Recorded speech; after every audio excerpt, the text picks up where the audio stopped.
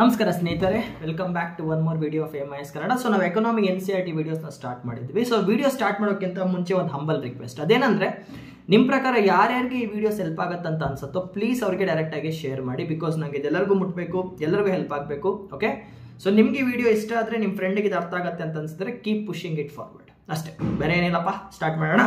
So ನಾವು talking about the second chapter. First chapter ನಾನು ನಿಮ್ಗೆ ಮಾತಾಡಿದ್ದೆ. ಫಸ್ಟ್ ಚಾಪ್ಟರ್ ನಮ್ಗೆ ಏನು ಅರ್ಥ ಆಗಿದೆ, ಬ್ರಿಟಿಷರ್ಸ್ ಭಾರತನ ಬಿಟ್ಟು ಹೋದಾಗ ಭಾರತದ ಸ್ಥಿತಿ ಹೇಗಿತ್ತಂತ ನಾವು ಅರ್ಥ ಮಾಡ್ಕೊಂಡಿದ್ದೇವೆ. ಬಡತನ ಇದೆ, ಅನ್ಎಂಪ್ಲಾಯ್ಮೆಂಟ್ ಇದೆ, ಇಲ್ಲಿಟ್ರಸಿ ಇದೆ, ಡೆಮೋಗ್ರಫಿಕ್ಸ್ ಚೆನ್ನಾಗಿಲ್ಲ, ಹೈ ಮಾರ್ಟಾಲಿಟಿ ರೇಟ್ ಇದೆ, ಹೈ ಇನ್ಫ್ಯಾಂಟ್ ಮಾರ್ಟಾಲಿಟಿ ರೇಟ್ ಇದೆ ಅಲ್ವಾ.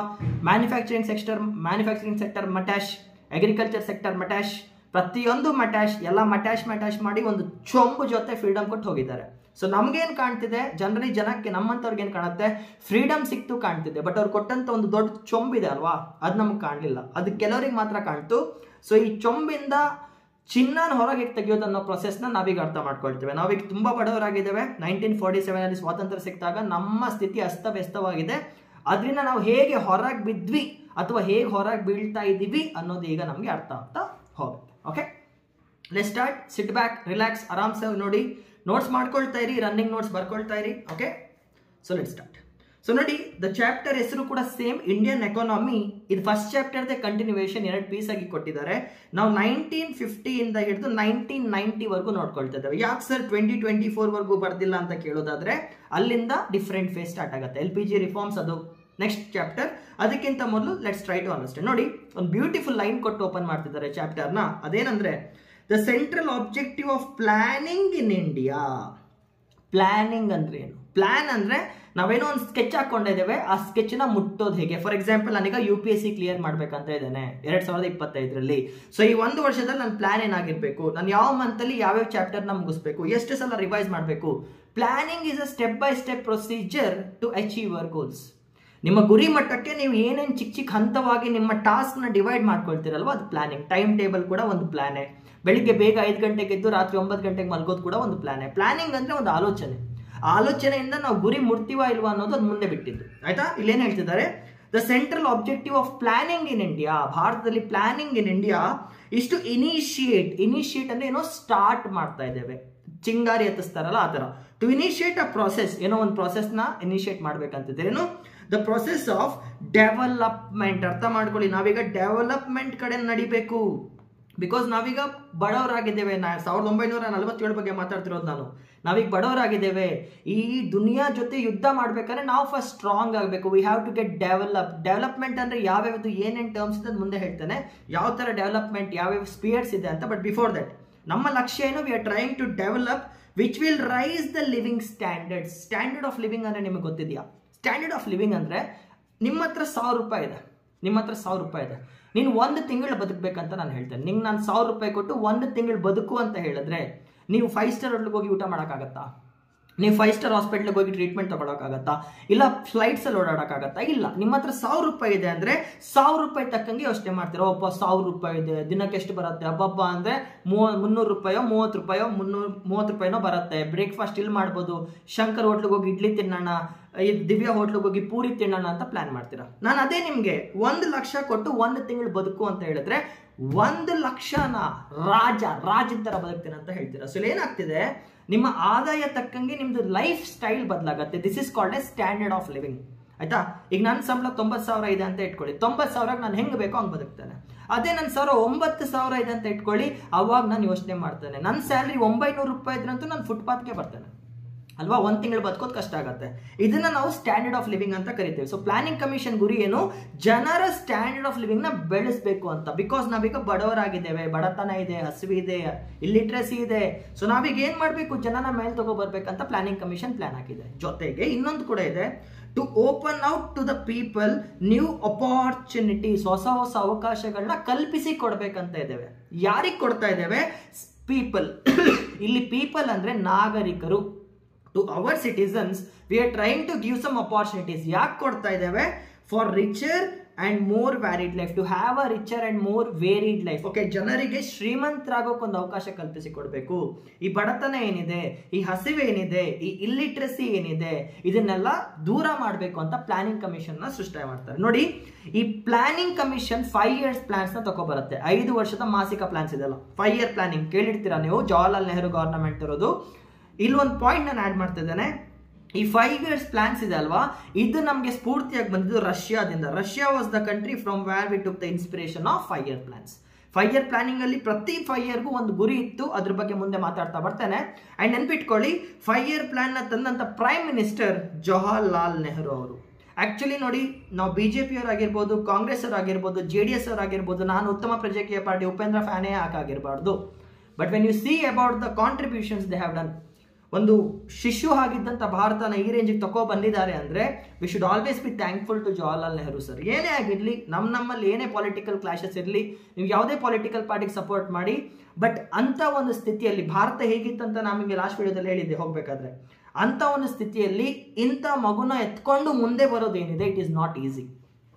ಈ ಕಾರಣಕ್ಕೆ ನಾನು ಜವಾಹರ್ಲಾಲ್ ನೆಹರು ಅವ್ರ ಬಗ್ಗೆ ತುಂಬ ರೆಸ್ಪೆಕ್ಟ್ ಇಟ್ಕೊಂಡಿದ್ದೇನೆ. It's very tough. ಅಂಥ ಸಿಚುವೇಶನ್ ಅಲ್ಲಿ ಒಂದು ಸರ್ಕಾರನ ಎತ್ಕೊಂಡು ಭಾರತನ ಲೀಡ್ ಮಾಡೋದು. ಒಂದ್ ಕಡೆ ಪಾರ್ಟಿಷನ್ ಆಗಿದೆ, ನೆನಪಿರುತ್ತೆ ನಿಮಗೆ, 1947 ಪಾಕಿಸ್ತಾನ್ ಇಂಡಿಯಾ ಸ್ಪ್ಲಿಟ್ ಆಗಿದೆ. ಒಂದ್ ಕಡೆ ಆ ನೋವು ಇದೆ, ಇನ್ನೊಂದ್ ಕಡೆ ಎಕನಾಮಿಕ್ ಸಿಸ್ಟಮ್ ಹೊಡೆತ ತಿಂದಿದೆ, ಹೊಸ ದೇಶದ ರಚನೆ ಆಗಿದೆ, ಬಡ ದೇಶದ ರಚನೆ ಆಗಿದೆ. ಇಷ್ಟು ಜನರಿದ್ದಾರೆ, ಪ್ರತಿಯೊಬ್ಬರನ್ನೂ ನೋಡ್ಕೋಬೇಕು, ದೇಶನ ನಡೆಸ್ಕೊಂಡು ಹೋಗ್ಬೇಕು, ಇಂಟರ್ನ್ಯಾಷನಲ್ ಲೆವೆಲ್ ತಗೊಂಡು ಹೋಗ್ಬೇಕಂದ್ರೆ it is not easy. And ಅದನ್ನ ಜವಾಹರ್ಲಾಲ್ ನೆಹರು ಗವರ್ನಮೆಂಟ್ ತುಂಬಾ ಚೆನ್ನಾಗೇ ಮಾಡಿದೆ. ಅದಕ್ಕೆ ನಾವೆಲ್ಲ, ನಿಮ್ಗೆ ಗೊತ್ತಿದೆಯೋ ಇಲ್ವೋ, ನಾರ್ತ್ ಇಂಡಿಯಾದಲ್ಲಿ ನೆಹರು ಅನ್ನೋ ಹಾಗಿಲ್ಲ, ನೆಹರು ಜಿ ಅಂತ ಕರೀತಾರೆ. That respect should be given to the first prime minister of India. ನಮ್ಮಲ್ಲಿ ಎಷ್ಟೇ ಕ್ಲಾಶಸ್ ಇರಲಿ, ಕಾಂಗ್ರೆಸ್ ನಿಮ್ಗೆ ಇಷ್ಟ ಆಗಲಿ, ಇಷ್ಟೇ ಇವಾಗಂತೂ ಬಿಡಿ, ಕಾಂಗ್ರೆಸ್ ನಿಮ್ಗೆ ಇಷ್ಟ ಆಗಲಿ ಇಡ್ಲಿ, ಇವಾಗಿನ ವಿಷಯ ನಾನು ಮಾತಾಡ್ತಿಲ್ಲ. ಆವಾಗ 1947 ಅಲ್ಲಿ ಇಡೀ ಭಾರತದ ಜನರ ಅವ್ರ ಕಡೆ ನಂಬಿಕೆ ಇಟ್ಕೊಂಡಿದ್ದಂದ್ರೆ ನೀವು ಅರ್ಥ ಮಾಡ್ಕೋಬಹುದು ಅವ್ರದ್ದೆಷ್ಟು ಕ್ರೆಡಿಬಿಲಿಟಿ ಇತ್ತು ಅಂತ. ಅರ್ಥ ಆಗ್ತಿದ್ಯಾ? ಪೊಲಿಟಿಕಲ್ ಆಗಿ ಹೇಳ್ತಿಲ್ಲ ನಾನು, ಈ ಚಾಪ್ಟರ್ನ ಅರ್ಥ ಮಾಡ್ಕೊಳ್ಳೋಕೆ ನೀವು ಯಾವುದೇ ರೀತಿ ಪಾಲಿಟಿಕ್ಸ್ನ ತಲೆಯಲ್ಲಿ ಇಟ್ಕೋಬಾರ್ದು ಅಂತ ಹೇಳ್ತಿದ್ದೇನೆ. Is a great man, first prime minister of India, huge respect ಕೊಡ್ಬೇಕು ನಾವೆಲ್ಲ. ಸೊ ಬನ್ನಿ ಕಂಟಿನ್ಯೂ ಮಾಡೋಣ. ಓಕೆ, ನೋಡಿ, ಇವಾಗ ಆನ್ 15th August 1947, ಈ ದಿನದ ಬಗ್ಗೆ ನಾನು ಜಾಸ್ತಿ ಮಾತಾಡ್ಬೇಕಂತ ಇಲ್ಲ. Yes, India woke up to the new dawn of freedom. ನಮಗೆ ಸ್ವಾತಂತ್ರ್ಯ ಸಿಕ್ಕಿದೆ. ನೋಡಿ, ಸ್ವಾತಂತ್ರ್ಯ ಸಿಕ್ಕಿದೆ, ಆದ್ರೆ ನಾವು ಅಷ್ಟು ಖುಷಿ ಪಡೋ ವಿಷಯ ಅಲ್ಲ ಇದು. ನಾವು ಪ್ರತಿ ವರ್ಷ 15th August 1947ಗೆ ಜೈ ಹಿಂದ್ ಜನಗಣಮನ ಹಾಡ್ತೇವೆ. ಬಟ್ ಆ ಜನಗಣಮನ ಹಾಡೋಕ್ಕಿಂತ ಹಿಂದೆ ಎಷ್ಟು ಜನ ತಮ್ಮ ಪ್ರಾಣ ಬಲಿ ಕೊಟ್ಟಿದ್ದಾರೆ ಅಂತ ನಾವು ನೆನೆಸ್ಕೋಬೇಕು, ಅದು ನೀವು ಮರಿಬಾರ್ದು. ಒಂದು ಕಡೆ ಪೊಲಿಟಿಕಲ್ ನೆಕ್ಸಸ್ ತುಂಬಾ ಹೋಗಿದೆ, ನಮ್ಮ ಪಾಲಿಟಿಕ್ಸ್ ಅಲ್ಲಿ ನಾವು ಎಷ್ಟು ಕಾಂಟ್ರಿಬ್ಯೂಟ್ ಮಾಡಿದ್ದಾರೆ, ಎಂತೆಂಥ ಗ್ರೇಟ್ ಫ್ರೀಡಮ್ ಫೈಟರ್ಸ್ ಬಂದಿದ್ದಾರೆ, ಅದು ನಮಗೆ ಚೆನ್ನಾಗಿ ಗೊತ್ತಿರುತ್ತೆ. ನೀವು ನನ್ನ ಮಾಡರ್ನ್ ಹಿಸ್ಟ್ರಿ ಕ್ಲಾಸ್ನ ನೋಡಿದ್ರೆ ನಿಮ್ಗೆ ಅದ್ರ ಬಗ್ಗೆ ಮ್ಯಾಸಿವ್ ಐಡಿಯಾ ಇರುತ್ತೆ. ಅದೇ ತರ ಇವಾಗ ಎಕನಾಮಿಕ್ ವ್ಯೂ ಅಲ್ಲಿ ನೋಡೋಣ ನಮ್ಮ ಭಾರತ ಹೇಗೆ ಮುಂದೆ ನಡೀತು ಅಂತ. ಓಕೆ, ನೋಡಿ, ಇಲ್ಲಿ finally we were the masters of our own destiny after some 200 years of British rule. 200 ವರ್ಷ ಬ್ರಿಟಿಷರ್ಸ್ 1600ರಿಂದ ಹಿಡಿದು 1947ವರೆಗೂ ಏನು ನಮ್ಮ ದೇಶನ ಲೂಟಿ ಹೊಡೆದು ಹೋಗಿದ್ದಾರೆ, ಆಮೇಲೆ ನಮ್ಮ ಮೇಲೆ ಏನು ಆಡಳಿತ ಮಾಡಿ ಹೋಗಿದ್ದಾರೆ, ಆಳ್ವಿಕೆ ಮಾಡಿ ಹೋಗಿದ್ದಾರೆ, ಅದೆಲ್ಲ ಮುಗಿಸ್ಕೊಂಡು ಈಗ ನಮಗೆ ಸ್ವಾತಂತ್ರ್ಯ ಸಿಕ್ಕಿದೆ. 1947 we are independent from now on. ಆಯ್ತಾ? ಸೊ ನಮ್ಮ ದೇಶ ಹೇಗಿರ್ಬೇಕಂತ ನಾವೇ ಕಲ್ಪಿಸ್ಕೊಳ್ಬಹುದು, ನಾವೇ ರಚನೆ ಮಾಡ್ಕೋಬಹುದು, ನಾವೇ ಪ್ಲಾನ್ ಮಾಡ್ಕೋಬಹುದು ಅಂತ ಹೇಳ್ತಿದ್ದಾರೆ. So the job of nation building was now in our hands. ದೇಶನ ಕಟ್ಟುವಂತ ಅವಕಾಶ ನಮ್ಮ ಕೈಗೆ ಬಂದಿದೆ. ಅದು ಹೇಳ್ದೆ ಅಲ್ವಾ, the leaders of independent India had to decide among other things the type of economic system which will be suitable for the nation. Economic ಸಿಸ್ಟಮ್ನ ನಾವೀಗ ಪ್ಲಾನ್ ಮಾಡಬೇಕು. ಭಾರತ 1947ರಲ್ಲಿ ಇಂಥ ಒಂದು ಡಿಸಾಸ್ಟರ್ ಏನು ನೋಡಿದೆ, ಕ್ರೈಸಿಸ್ ಏನು ನೋಡಿದೆ, ಇಂಥ ಒಂದು ಸ್ಟೇಜ್ ಅಲ್ಲಿ ನಾವೀಗ ಎಕನಾಮಿಕ್ ಸಿಸ್ಟಮ್ನ ಡಿಸೈಡ್ ಮಾಡಬೇಕು. ನೋಡಿ, now let me give you a very good overview. ಆಯ್ತಾ? ನೆನ್ಪಿಟ್ಕೊಳ್ಳಿ, ಇದು ನಿಮಗೆ ಹೆಲ್ಪ್ ಆಗುತ್ತೆ. ನೋಡಿ, ಪ್ರತಿಯೊಂದು ದೇಶದಲ್ಲಿ 2 ತರ ಸಿಸ್ಟಮ್ ಆ ದೇಶನ ನಡೆಸ್ಕೊಂಡು ಹೋಗುತ್ತೆ. Every country in that matter has 2 systems that need to be decided. ಒಂದು ಪೊಲಿಟಿಕಲ್ ಸಿಸ್ಟಮ್ ಬಗ್ಗೆ ಡಿಸಿಷನ್ ತಗೋಬೇಕು, ಇನ್ನೊಂದು ಎಕನಾಮಿಕ್ ಸಿಸ್ಟಮ್ ಬಗ್ಗೆ ಡಿಸಿಷನ್ ತಗೋಬೇಕು. ಒಂದು ಪೊಲಿಟಿಕಲ್ ಸಿಸ್ಟಮ್ ಬಗ್ಗೆ ಡಿಸಿಷನ್ ತಗೋಬೇಕು, ಇನ್ನೊಂದು ಎಕನಾಮಿಕ್ ಸಿಸ್ಟಮ್ ಬಗ್ಗೆ ಡಿಸಿಷನ್ ತಗೋಬೇಕು. ಪೊಲಿಟಿಕಲ್ ಸಿಸ್ಟಮ್ ಅಂದ್ರೆ ನಮ್ಮ ದೇಶದಲ್ಲಿ ಪ್ರೆಸಿಡೆಂಟ್ ರೂಲ್ ಹೋಗುತ್ತಾ, ಪ್ರೆಸಿಡೆಂಟ್ ಗವರ್ನಮೆಂಟಾ, ಪ್ರೈಮ್ ಮಿನಿಸ್ಟರ್ ಫಾರ್ಮ್ ಆಫ್ ಗವರ್ನಮೆಂಟಾ, ಪಾರ್ಲಿಮೆಂಟರಿ ಫಾರ್ಮ್ ಆಫ್ ಗವರ್ನಮೆಂಟಾ, ಮೊನಾರ್ಕಿನಾ, ಡಿಕ್ಟೇಟರ್ಶಿಪ್ಪಾ, ಇದೆಲ್ಲ ಬಂದು ಪೊಲಿಟಿಕಲ್ ಪಾರ್ಟೀಸ್, ಪೊಲಿಟಿಕಲ್ ಸಿಸ್ಟಮ್ ಇದೆಲ್ಲ. ಅಂಡ್ ಇಂಡಿಯಾದಲ್ಲಿ ನಮ್ಮ ಹತ್ರ ಇರೋದು ಪಾರ್ಲಿಮೆಂಟರಿ ಸಿಸ್ಟಮ್. ಇಬ್ಬರು ಹೆಡ್ಸ್ ಇದ್ದಾರೆ, ಪ್ರೆಸಿಡೆಂಟ್ ಇದ್ದಾರೆ, ಪ್ರೈಮ್ ಮಿನಿಸ್ಟರ್ ಇದ್ದಾರೆ, ಲೆಜಿಸ್ಲೇಟಿವ್ ಪಾರ್ಲಿಮೆಂಟ್ ಅಲ್ಲಿ ಎಕ್ಸಿಕ್ಯೂಟಿವ್ ಏನಿದೆ ನಮ್ದು government is responsible to legislature in particular ಅಂತ ಏನ್ ಬರುತ್ತೆ. ಪ್ರೈಮ್ ಮಿನಿಸ್ಟರ್ ಎಲೆಕ್ಷನ್ ಹೇಗಾಗುತ್ತೆ, ನಮ್ಮ ದೇಶದಲ್ಲಿ ಪೊಲಿಟಿಕಲ್ ಸಿಸ್ಟಮ್ ಹೇಗೆ ನಡೆಯುತ್ತೆ, ಇದು ಒಂದ್ ಕಡೆ ಡಿಸಿಷನ್. ಇದು ಪಾಲಿಟಿ ಕ್ಲಾಸಲ್ಲಿ ನಾನು ಆಲ್ರೆಡಿ ಎಕ್ಸ್ಪ್ಲೇನ್ ಮಾಡಿದ್ದೇನೆ ಆಯ್ತಾ. ಇನ್ನೊಂದು ಬಂದ್ಬಿಟ್ಟು ವೆರಿ ವೆರಿ ಇಂಪಾರ್ಟೆಂಟ್, ನಮಗೆ ಕಾಣ್ದಿರುವಂಥ ಸಿಸ್ಟಮ್ ಬಂದ್ಬಿಟ್ಟು economic system. One of the most important ನೆನ್ಪಿಟ್ಕೊಳ್ಳಿ. ನಾನು ನಿಮಗೆ ಚಾಣಕ್ಯ ಅಂತ ಹೇಳಿದ ಕೂಡಲೇ, ಕೌಟಿಲ್ಯ ಅವರು ಚಾಣಕ್ಯ ಅವ್ರ ಹೆಸರು ಹೇಳಿದ ಕೂಡಲೇ ಅವ್ರು ಯಾವ ಪುಸ್ತಕ ಬರೆದ್ರು ಅಂತ ಕೇಳಿದ್ರೆ ಅರ್ಥಶಾಸ್ತ್ರ ಅಂತ ಹೇಳ್ದೇ ಇರುವಂಥವ್ರು ತುಂಬಾ ಕಮ್ಮಿ ಜನ ಸಿಗ್ತಾರೆ ನಿಮಗೆ. ನಾನು ಯಾವಾಗ ಅರ್ಥಶಾಸ್ತ್ರ ಅಂತ ಹೇಳ್ತೇನೆ ನಿಮ್ಮ ತಲೆಗೆ ಚಾಣಕ್ಯ ಅವರು ಬರ್ತಾರೆ. ನಿಮ್ಗೆ ಯಾವುದೇ ಒಂದು ಪುಸ್ತಕ ಹಿಸ್ಟ್ರಿಯಲ್ಲಿ ನಿಮ್ಗೆ ಗೊತ್ತಿಲ್ಲದೆ ಇರ್ಬೋದು, ಬಟ್ ಅರ್ಥಶಾಸ್ತ್ರ ನಿಮ್ಗೆ ಗೊತ್ತಿರುತ್ತೆ. ಯಾಕೆ? ಎಲ್ಲಿ ಅರ್ಥ ಸ್ಟ್ರಾಂಗ್ ಆಗಿದೆಯೋ, ಎಲ್ಲಿ ದುಡ್ಡು ಸ್ಟ್ರಾಂಗ್ ಆಗಿರುತ್ತೋ, ಎಲ್ಲಿ ಎಕಾನಮಿ ಸ್ಟ್ರಾಂಗ್ ಆಗಿರುತ್ತೋ ಆ ದೇಶ ತುಂಬಾ ಸ್ಟ್ರಾಂಗ್ ಆಗಿರುತ್ತೆ. ಫಾರ್ ಎಕ್ಸಾಂಪಲ್, ಪ್ರತಿಯೊಬ್ಬರಿಗೂ ಕೂಡ ಅಮೆರಿಕಾಗೆ ಹೋಗಿ ಕೆಲಸ ಮಾಡ್ಬೇಕಂತ ಆಸೆ ಇದೆ. ಯಾಕೆ ನಾವು ಪಾಕಿಸ್ತಾನ್ಗೆ ಹೋಗಿ ಕೆಲಸ ಮಾಡಬಾರ್ದು? ಯಾಕೆ ನಾವು ಭೂತಾನ್ಗೆ ಹೋಗಿ ಕೆಲಸ ಮಾಡಬಾರ್ದು? ಯಾಕೆ ನೇಪಾಲ್ಗೆ ಹೋಗಿ ಕೆಲಸ ಮಾಡಬಾರ್ದು? ಯಾಕೆ ಪ್ರತಿಯೊಬ್ಬರು ಕೂಡ ಅಮೆರಿಕ ಅಂತ ಹೇಳ್ತೇವೆ? ಬಿಕಾಸ್ ಎಕಾನಮಿ ಸ್ಟ್ರಾಂಗ್, ಅವ್ರ ಎಕಾನಮಿಕ್ ಸಿಸ್ಟಮ್ ಸ್ಟ್ರಾಂಗ್ ಆಗಿದೆ. ಅಲ್ಲಿ ಹೋದ್ರೆ ನೀವು ದುಡಿತೀರಾ ಅಂತ ನಿಮ್ಗೆ ಗೊತ್ತಿದೆ, ಅಲ್ಲಿ ದುಡಿದ್ರೆ ನಿಮ್ಮ ಫ್ಯಾಮಿಲಿ ಚೆನ್ನಾಗಿರುತ್ತೆ ಅಂತ ನಿಮ್ಗೆ ಗೊತ್ತಿದೆ. That is the power of money. Money can't by happiness ಅಂತ ಯಾರು ಹೇಳ್ತಾನಲ್ವಾ ಅವನು ಒಬ್ಬ ಕುರಿನೇ ನನ್ನ ಪ್ರಕಾರ. ಮನಿ ಕ್ಯಾನ್ ಬೈ ಹ್ಯಾಪಿನೆಸ್. ಅದಕ್ಕೆ ಸಾಕ್ಷಿನ ಎಕನಾಮಿಕ್ ಸಿಸ್ಟಮ್. ಯಾವ ದೇಶದಲ್ಲಿ ಜಾಸ್ತಿ ದುಡ್ಡಿದೆಯೋ ಅಲ್ಲಿರೋ ಜನ ಜಾಸ್ತಿ ಖುಷಿಯಾಗಿರ್ತಾರೆ ಅಲ್ವಾ. ನಾನು ಒಂದು ಎತ್ತಿನ ಗಾಡಿಯಲ್ಲಿ ಅಳೋದಕ್ಕೂ ಒಂದು ಫೆರಾರಿಯಲ್ಲಿ ಅಳೋದಕ್ಕೂ ತುಂಬಾ ವ್ಯತ್ಯಾಸ ಇದೆ. ಎತ್ತಿನ ಗಾಡಿಯಲ್ಲಿ ಅಳ್ಬೇಕಾದ್ರೆ ಯಾರು ನನ್ನ ಮೂಸು ನೋಡಲ್ಲ ಇರಬೇಕು, ಬಟ್ ಫೆರಾರಿಯಲ್ಲಿ ಅಳ್ತಾ ಇದ್ರೆ ನನ್ನ ಫ್ರೆಂಡ್ಸು, ನನ್ನ ರಿಲೇಟಿವ್ಸು, ಪಕ್ಕ ಎಲ್ಲರೂ ಬಂದು ಮಾತಾಡ್ತಾರೆ ಮಾತ್ರ. Money is power. Money is absolute power. ಅರ್ಥ ಆಯ್ತಾ? Money can buy you power. Money is power. KGF film ನ ನೋಡಿದ್ರು ಕೂಡ Rocky Bhai is powerful because of the gold. KGF ಅಲ್ಲಿ ಗೋಲ್ಡ್ ಇದೆ ಅಲ್ವಾ, ಮನಿ. ಸೊ ಇವಾಗ ಕೂಡ ನಾವು ಭಾರತನ ಸ್ಟ್ರಾಂಗ್ ಮಾಡಬೇಕು ಅಂತ ಇದ್ರೆ ಎಕನಾಮಿಕ್ ಸಿಸ್ಟಮ್ ಬಗ್ಗೆ ಡಿಸಿಷನ್ ತಗೊಳ್ಳೇಬೇಕು. ಈಗ ಅದನ್ನೇ ನಾವಿಲ್ಲಿ ತಗೊಳ್ತಿರೋದು. ನೋಡಿ, ಪ್ರಪಂಚದಲ್ಲಿ 3 ತರ ಎಕನಾಮಿಕ್ ಸಿಸ್ಟಮ್ ಬರುತ್ತೆ. ಲೆಟ್ ಮಿ ಗಿವ್, ಇದು ಆಲ್ರೆಡಿ ನಾನು ಹೇಳಿದ್ದೇನೆ. ಫೌಂಡೇಶನ್ ವಿಡಿಯೋ ನೋಡಿಲ್ಲ ಅಂದ್ರೆ ಪ್ಲೀಸ್ ಅದು ನೋಡ್ಕೊ ಬನ್ನಿ. ಇಲ್ಲಿ ಓವರ್ ವ್ಯೂ ಮಾತ್ರ ಕೊಡ್ತೇನೆ. First one is capitalist system, second one is socialist system. ನಮ್ಮ ಹತ್ರ 2 ತರ ಸಿಸ್ಟಮ್ ಬರುತ್ತೆ. ಒಂದು ಕ್ಯಾಪಿಟಲಿಸ್ಟ್ ಸಿಸ್ಟಮ್ ಅಂತ ಕರಿತೇವೆ, ಇನ್ನೊಂದು ಸೋಷಿಯಲಿಸ್ಟ್ ಸಿಸ್ಟಮ್ ಅಂತ ಕರಿತೇವೆ. ಕ್ಯಾಪಿಟಲಿಸ್ಟ್ ಸಿಸ್ಟಮ್ದು ultimate focus is profit making. ಲಾಭ ಮಾಡ್ಬೇಕಷ್ಟೇ, ನನಗೆ ಲಾಭ ಮಾಡಬೇಕು. ಇದು ಕ್ಯಾಪಿಟಲಿಸ್ಟ್ ಆಲೋಚನೆ. ಯಾವನ್ ಹೆಂಗಾದ್ರೂ ಹಾಳಾಗೋಗ್ಲಿ, ನಾನ್ ಚೆನ್ನಾಗಿರ್ಬೇಕು. ಇದು ಕ್ಯಾಪಿಟಲಿಸ್ಟ್ ಸೊಸೈಟಿ. ಸೋಷಿಯಲಿಸ್ಟ್ ಸೊಸೈಟಿಯಲ್ಲಿ ಎಲ್ಲರೂ ಚೆನ್ನಾಗಿರ್ಬೇಕು, ಸರ್ವೇ ಜನ ಸುಖಿನೋ ಭವಂತು, ಎಲ್ಲರೂ ಚೆನ್ನಾಗಿರ್ಬೇಕು, ಎಲ್ಲರೂ ಖುಷಿಯಾಗಿರ್ಬೇಕು. ಸೊ ಕ್ಯಾಪಿಟಲಿಸ್ಟ್ ಸೊಸೈಟಿಯಲ್ಲಿ ಜಾಸ್ತಿ ಇನ್ಫ್ಲುಯೆನ್ಸ್ ಬಂದ್ಬಿಟ್ಟು ಪ್ರೈವೇಟ್ ಕಂಪ್ನಿ ಜಾಸ್ತಿ ಇನ್ಫ್ಲುಯೆನ್ಸ್ ಮಾಡುತ್ತೆ. ಒಂದು ನಿಮಿಷ, ಎಲ್ಲ ಹೋಯ್ತಲ್ಲಪ್ಪ. ಕ್ಯಾಪಿಟಲಿಸ್ಟ್ ಸೊಸೈಟಿಯಲ್ಲಿ ಪ್ರೈವೇಟ್ ಕಂಪ್ನೀಸ್ಗೆ ನಾವು ಜಾಸ್ತಿ ಆದ್ಯತೆ ಕೊಡ್ತೇವೆ. ಫಾರ್ ಎಕ್ಸಾಂಪಲ್ ಟಾಟಾ ಬಿರ್ಲಾ ಆಗಿರ್ಬೋದು, ಓಕೆ, ಇಲ್ಲಾಂದ್ರೆ ರಿಲಯನ್ಸ್ ಅವ್ರು ಆಗಿರ್ಬೋದು. ಯಾರ್ಯಾರು ಪ್ರೈವೇಟ್ ಕಂಪ್ನೀಸ್ ಕಟ್ಕೊಳ್ತಾರೋ ಕಟ್ಕೊಳ್ಳಿ, ಎಕಾನಮಿನ ನೀವು ನಡೆಸ್ಕೊಂಡು ಹೋಗಿ. ಗವರ್ನಮೆಂಟ್ ಜಾಸ್ತಿ ತಲೆ ಹಾಕಲ್ಲ. ನೀವು ಹೆಂಗ್ ಬೇಕಾದ್ರೂ ಬಿಸ್ನೆಸ್ ಮಾಡ್ಕೊಳ್ಳಿ, ಎಲ್ಲಿ ಬೇಕಾದ್ರೂ ಉತ್ಪನ್ನ ಮಾಡ್ಕೊಳ್ಳಿ, ಎಷ್ಟು ಬೇಕಾದ್ರೂ ಉತ್ಪನ್ನ ಮಾಡ್ಕೊಳ್ಳಿ. ಮಾರ್ಕೆಟ್ ಅಲ್ಲಿ ನಿಮಗೆ ಫ್ರೀ ಪವರ್ ಕೊಡ್ತೇನೆ ಅನ್ನೋದು ಕ್ಯಾಪಿಟಲಿಸ್ಟ್ ಆಲೋಚನೆ. ಅದೇ ಸೋಷಿಯಲಿಸ್ಟ್ ಅಲ್ಲಿ ಗವರ್ನಮೆಂಟ್ ಮಾರ್ಕೆಟ್ ಅಲ್ಲಿ ಇಂಟರ್ಫಿಯರ್ ಮಾಡುತ್ತೆ. ನೀನು ಏನೇನು ಉತ್ಪನ್ನ ಮಾಡಬೇಕು, ಎಷ್ಟು ಅಮೌಂಟ್ ಅಲ್ಲಿ ಉತ್ಪನ್ನ ಮಾಡಬೇಕು, ಉತ್ಪನ್ನ ಮಾಡಿರುವಂತ ವಸ್ತುನ ನೀನು ಎಲ್ಲಿ ಮಾರಬೇಕು, ಎಷ್ಟು ರೂಪಾಯಿಗೆ ಮಾರಬೇಕು, ಇದೆಲ್ಲ ಬರೋದು ಸೋಷಿಯಲಿಸಮ್ ಅಲ್ಲಿ. Socialism motive is not making money. Socialist society ಹಣ ಮಾಡೋದ್ರ ಬಗ್ಗೆ ಯೋಚನೆ ಮಾಡಲ್ಲ. ಎಲ್ಲರೂ ಖುಷಿಯಾಗಿದ್ದಾರಾ, ಎಲ್ಲರಿಗೂ ಸಮಾನವಾದಂಥ ಸ್ಟೇಟಸ್ ಸಿಗ್ತಿದ್ಯಾ, ಎಲ್ಲರಿಗೂ ಆಹಾರ ಸಿಗ್ತಿದ್ಯಾ, ಎಲ್ಲರಿಗೂ ಎಜುಕೇಶನ್ ಸಿಗ್ತಿದ್ಯಾ, ಎಲ್ಲರಿಗೂ ಹೆಲ್ತ್ ಕೇರ್ ಸಿಗ್ತಿದ್ಯಾ, ಇದು ಸೋಷಿಯಲಿಸ್ಟ್ ಸೊಸೈಟಿ. ಸೋಷಿಯಲಿಸಮ್ ಅಲ್ಲೇ ಪದ ಇದೆ, ಸೋಷಿಯಲ್ ಅಲ್ಲೇ ಸೋಷಿಯಲ್ ಅನ್ನೋ, ಸೋಷಿಯಲಿಸಮ್ ಅಲ್ಲಿ ಸೋಷಿಯಲ್ ಅನ್ನೋ ಪದ ಇದೆ. ಸೋಷಿಯಲ್ ಅಂದ್ರೆ ಏನು? ಜನ. They should be very happy. Social science ಅಲ್ಲಿ ಬರುವಂತ ಸೋಷಿಯಲಿಸಮ್. ಕ್ಯಾಪಿಟಲಿಸ್ಟ್ ಅಲ್ಲಿ ಕ್ಯಾಪಿಟಲ್ ಇದೆ. ಕ್ಯಾಪಿಟಲ್ ಅಂದ್ರೆ ಹಣ, ಹಣ, ಜನ. ನಿಮ್ಗೆ ಹಣ ಬೇಕಾ, ಜನ ಬೇಕಾ, ಡಿಸೈಡ್ ಮಾಡಬೇಕಿತ್ತು. This is the 2 systems. ನೆನ್ಪಿಟ್ಕೊಳ್ಳಿ, ಈ ಪ್ರಪಂಚದಲ್ಲಿ ಯಾವ ಸಿಸ್ಟಮ್ ಕೂಡ ಕಂಪ್ಲೀಟ್ ಕ್ಯಾಪಿಟಲಿಸ್ಟ್ ಅಲ್ಲ, ಕಂಪ್ಲೀಟ್ ಸೋಷಿಯಲಿಸ್ಟ್ ಕೂಡ ಅಲ್ಲ. ಅದೆರಡರ ಮಧ್ಯದಲ್ಲಿ ಬರುತ್ತೆ. ಕೆಲವೊಂದು ಸೊಸೈಟಿ ಕ್ಯಾಪಿಟಲಿಸ್ಟ್ ಕಡೆ ಜಾಸ್ತಿ ಬಗ್ಗತ್ತೆ, ಕೆಲವೊಂದು ಸೊಸೈಟಿ ಸೋಷಿಯಲಿಸ್ಟ್ ಕಡೆ ಜಾಸ್ತಿ ಬಗ್ಗತ್ತೆ.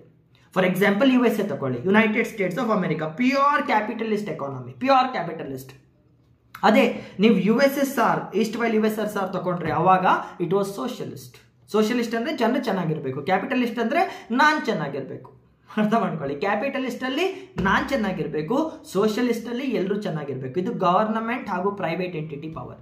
ಸೋಷಿಯಲಿಸಮ್ ಅಲ್ಲಿ ಗವರ್ನಮೆಂಟ್ ಜಾಸ್ತಿ ಆಟ ಆಡುತ್ತೆ, ಕ್ಯಾಪಿಟಲಿಸಮ್ ಅಲ್ಲಿ ಕ್ಯಾಪಿಟಲಿಸ್ಟ್ ಅಲ್ಲಿ ಪ್ರೈವೇಟ್ ಸೆಕ್ಟರ್ ಜಾಸ್ತಿ ಆಟ ಆಡುತ್ತೆ. ಇದ್ರ ಬಗ್ಗೆ ನಾನು ಆಲ್ರೆಡಿ ಒಂದು ಡೀಪ್ ವಿಡಿಯೋ ಹಾಕಿ ಫೌಂಡೇಶನ್ ವಿಡಿಯೋದಲ್ಲಿ ಹಾಕಿದ್ದೇನೆ, ಅಲ್ಲಿ ಇನ್ ಡೆಪ್ತ್ ಅನಾಲಿಸಿಸ್ ಇದೆ, ನೀವು ಅಲ್ಲಿ ಹೋಗಿ ಜಾಸ್ತಿ ನೋಡ್ಕೋಬಹುದು. ಆಯ್ತಾ? ಸೊ ಈಗ ಕಂಟಿನ್ಯೂ ಮಾಡೋಣ. ಈ ಪ್ಯಾರಾಗ್ರಾಫ್ ಅಲ್ಲಿ ಕೂಡ ಅವ್ರು ಅದೇ ಕೊಟ್ಟಿರೋದು. ಆಕ್ಚುಲಿ ಬೇಕಿದ್ರೆ ನೋಡಿ, ಇಲ್ಲಿ ಕ್ಯಾಪಿಟಲಿಸಮ್ ಅಲ್ಲಿ ಮಾರ್ಕೆಟ್ ಫೋರ್ಸಸ್ ಇರುತ್ತೆ, ಕ್ಯಾಪಿಟಲಿಸ್ಟ್ ಸೊಸೈಟಿಯಲ್ಲಿ ಪ್ರಾಫಿಟ್ ಮೇಕಿಂಗ್ ಜಾಸ್ತಿ ಇರುತ್ತೆ. ಅದೇ ಸೋಷಿಯಲಿಸಮ್ ವಿಷಯಕ್ಕೆ ಬಂದ್ರೆ ಜನರು ಚೆನ್ನಾಗಿರ್ಬೇಕು, ಸೊಸೈಟಿ ಚೆನ್ನಾಗಿರ್ಬೇಕು ಅನ್ನೋ ಒಂದು ಆಲೋಚನೆ ಇರುತ್ತೆ. ಈ ಪ್ಯಾರಾಗ್ರಾಫ್ ನ ನೀವು ಓದ್ಕೋಬಹುದು, ಇದೇನಷ್ಟು ಇಂಪಾರ್ಟೆಂಟ್ ಅಲ್ಲ. ಅಂಡ್ ಮಿಕ್ಸ್ಡ್ ಎಕಾನಮಿ ಅಂದ್ರೆ ಪ್ಯೂರ್ ಕ್ಯಾಪಿಟಲಿಸ್ಟ್ ಅಲ್ಲ, ಪ್ಯೂರ್ ಸೋಷಿಯಲಿಸ್ಟ್ ಅಲ್ಲ, ಮಧ್ಯದಲ್ಲಿ ಬರುತ್ತೆ. ಮಧ್ಯದಲ್ಲಿ ಅಂದ್ರೆ ಬೋತ್ ಪ್ರೈವೇಟ್ ಕಂಪ್ನಿ ಕೂಡ ಇರುತ್ತೆ, ಗವರ್ನಮೆಂಟ್ ಕೂಡ ತಮಾಟನ ಆಡುತ್ತೆ. ಇಲ್ಲಿ ಜನರಿಗೋಸ್ಕರ ಒಂದ್ ಕಡೆ ಜನರು ಚೆನ್ನಾಗಿರ್ಬೇಕು, ಇನ್ನೊಂದ್ ಕಡೆ ದೇಶ ಕೂಡ ತರಕ್ಕಿ ಮಾಡಬೇಕು ಅಂತ ಹೇಳುದು. ಆಯ್ತಾ? Now let's come back to the place where I stopped. Okay, the type of economic system which is most suitable for our nation, a system which would promote the welfare of all. ಕಾಣ್ತಿದೆಯಲ್ಲಿ welfare ಬಗ್ಗೆ ಮಾತಾಡ್ತಿದ್ವಿ ನಾವು, ಇಲ್ಲಿ profit ಬಗ್ಗೆ ಮಾತಾಡ್ತಿಲ್ಲ, welfare ಬಗ್ಗೆ ಮಾತಾಡ್ತಿದ್ದೇವೆ. ನಮ್ಮ ಜನರು ಚೆನ್ನಾಗಿರ್ಬೇಕಂತ ನಾವು ಯೋಚನೆ ಮಾಡ್ತಿದ್ದೇವೆ. ಸೊ ನೀವೇ ಹೇಳಿ, ಇಂಡಿಯಾ ಕ್ಯಾಪಿಟಲಿಸ್ಟ್ ಕಡೆ ಹೋಗತ್ತಾ, ಸೋಷಿಯಲಿಸ್ಟ್ ಕಡೆ ಹೋಗತ್ತಾ ಅಂತ. ಆಯ್ತಾ? Then of you there are different types of economic systems in box 2.1. ಅದೇ ಹೇಳ್ದೆ ಅಲ್ವಾ, ಬಾಕ್ಸ್ 2.1 ಅಂದ್ರೆ capitalism, socialism, market economy. Okay, ಅದು ನಿಮ್ಗೆ ಗೊತ್ತಿರುತ್ತೆ. ಪ್ಲೀಸ್ ಆ ವಿಡಿಯೋ ನೋಡ್ಕೊ ಬನ್ನಿ, ನಿಮ್ಗೆ ಗೊತ್ತಾಗುತ್ತೆ. 7 ಫೌಂಡೇಶನ್ ವಿಡಿಯೋಸ್ ಇದೆ, ಯಾವುದೋ ಒಂದು ವಿಡಿಯೋದಲ್ಲಿ ನಾನು ಇದನ್ನ ಮೆನ್ಷನ್ ಮಾಡಿದ್ದೇನೆ, ಫುಲ್ ಡೆಪ್ತ್ ಆಗಿ ಹೇಳಿದ್ದೇನೆ. It's better you watch them and then continue this sequence. ಆಯ್ತಾ? ನೌ ಕಮಿಂಗ್ ಬ್ಯಾಕ್, ನೋಡಿ, socialism appeared to Jawaharlal Nehru the most. Jawaharlal Nehru ಅವರು ನಮ್ಮ ಫಸ್ಟ್ ಪ್ರೈಮ್ ಮಿನಿಸ್ಟರ್ ಏನಿದ್ದಾರೆ, ಅವರಿಗೆ ಸೋಷಿಯಲಿಸಮ್ ಇಷ್ಟ ಆಗುತ್ತೆ. ಯಾಕೆ ಇಷ್ಟ ಆಗುತ್ತೆ? ಒಂದ್ ಕಡೆ ಜನರಿಗೂ ಒಳ್ಳೇದಾಗುತ್ತೆ, ಅಂಡ್ ರಷ್ಯಾನ ನಾವು ತುಂಬಾ ಹತ್ರದಿಂದ ನೋಡ್ತಾ ಇದ್ವಿ, ಅದಕ್ಕೋಸ್ಕರ. ಆಯ್ತಾ?